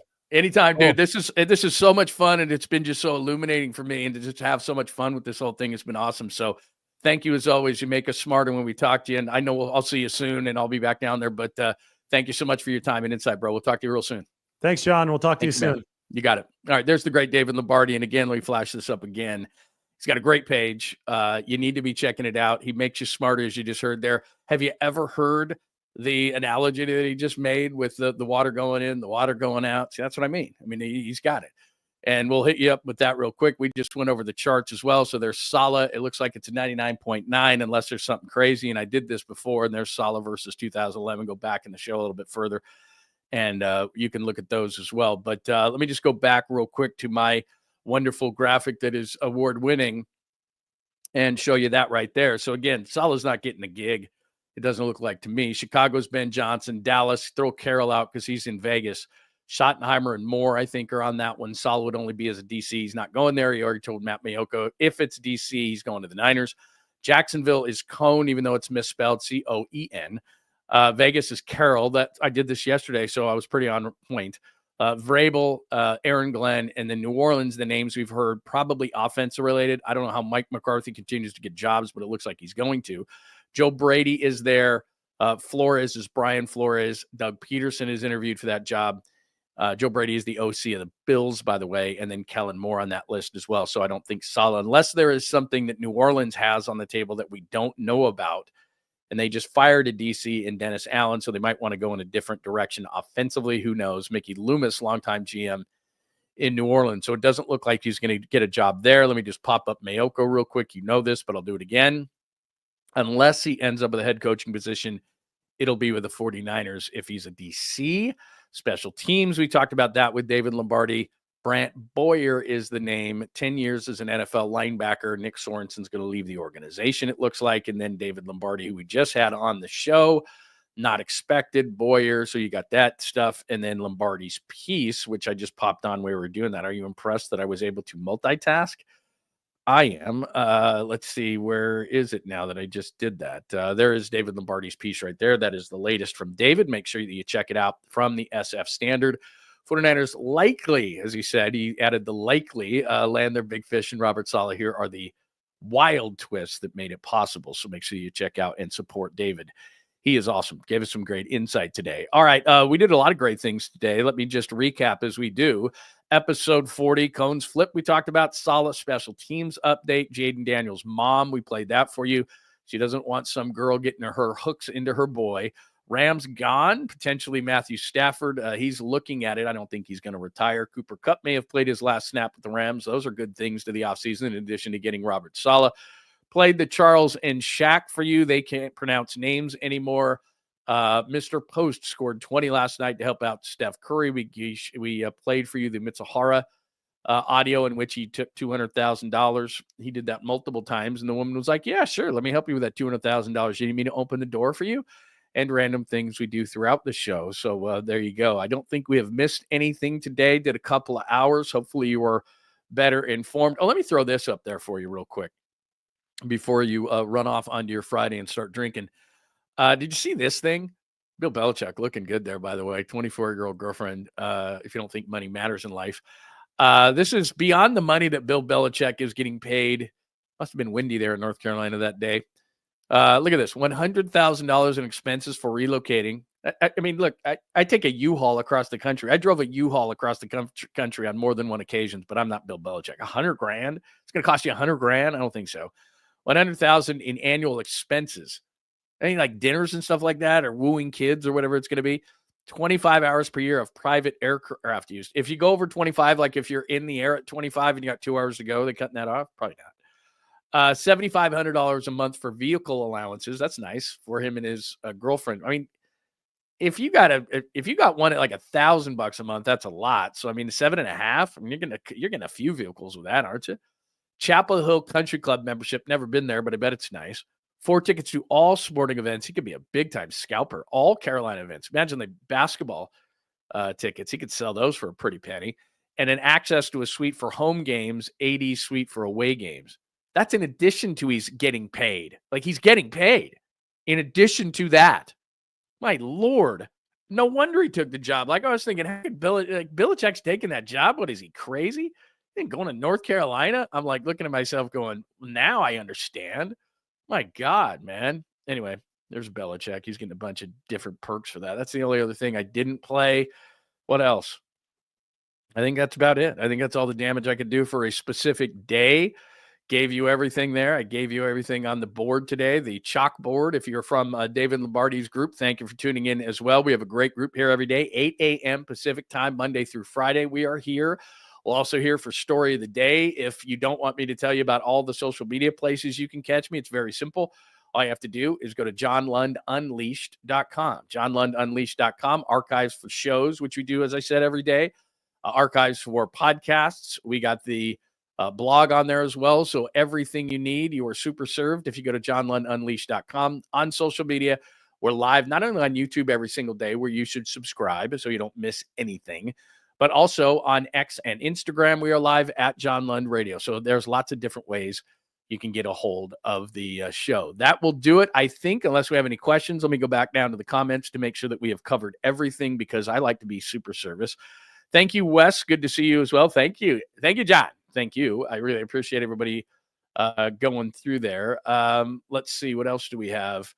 I think that's about it. We have done all the damage we can do for one specific day. Good stuff from David Lombardi today. If you missed David Lombardi, here's what I'll do. I obviously will post the show. I will post the podcast, Apple, Spotify, wherever you get your favorite podcast. You can go back and watch the show on YouTube. And then what I'll do is I'll separate out David Lombardi under the interviews section of my YouTube page at John Lund Unleashed Pod. John Lund Unleashed Pod is where you subscribe. And I've got the interview separated out. So if you want to hear me yip yap for the other about, I don't know, hour and 45 minutes, hour and a half that we didn't have David on, I will separate out that interview shortly as well. So that will do it. Have a tremendous Friday night. We will see you tomorrow, the Saturday show. You want to do the Saturday show at 10 a.m.? We've been doing that. It's been successful. So we'll be tomorrow at 10 a.m., hang out for maybe an hour, 10 a.m. Pacific time.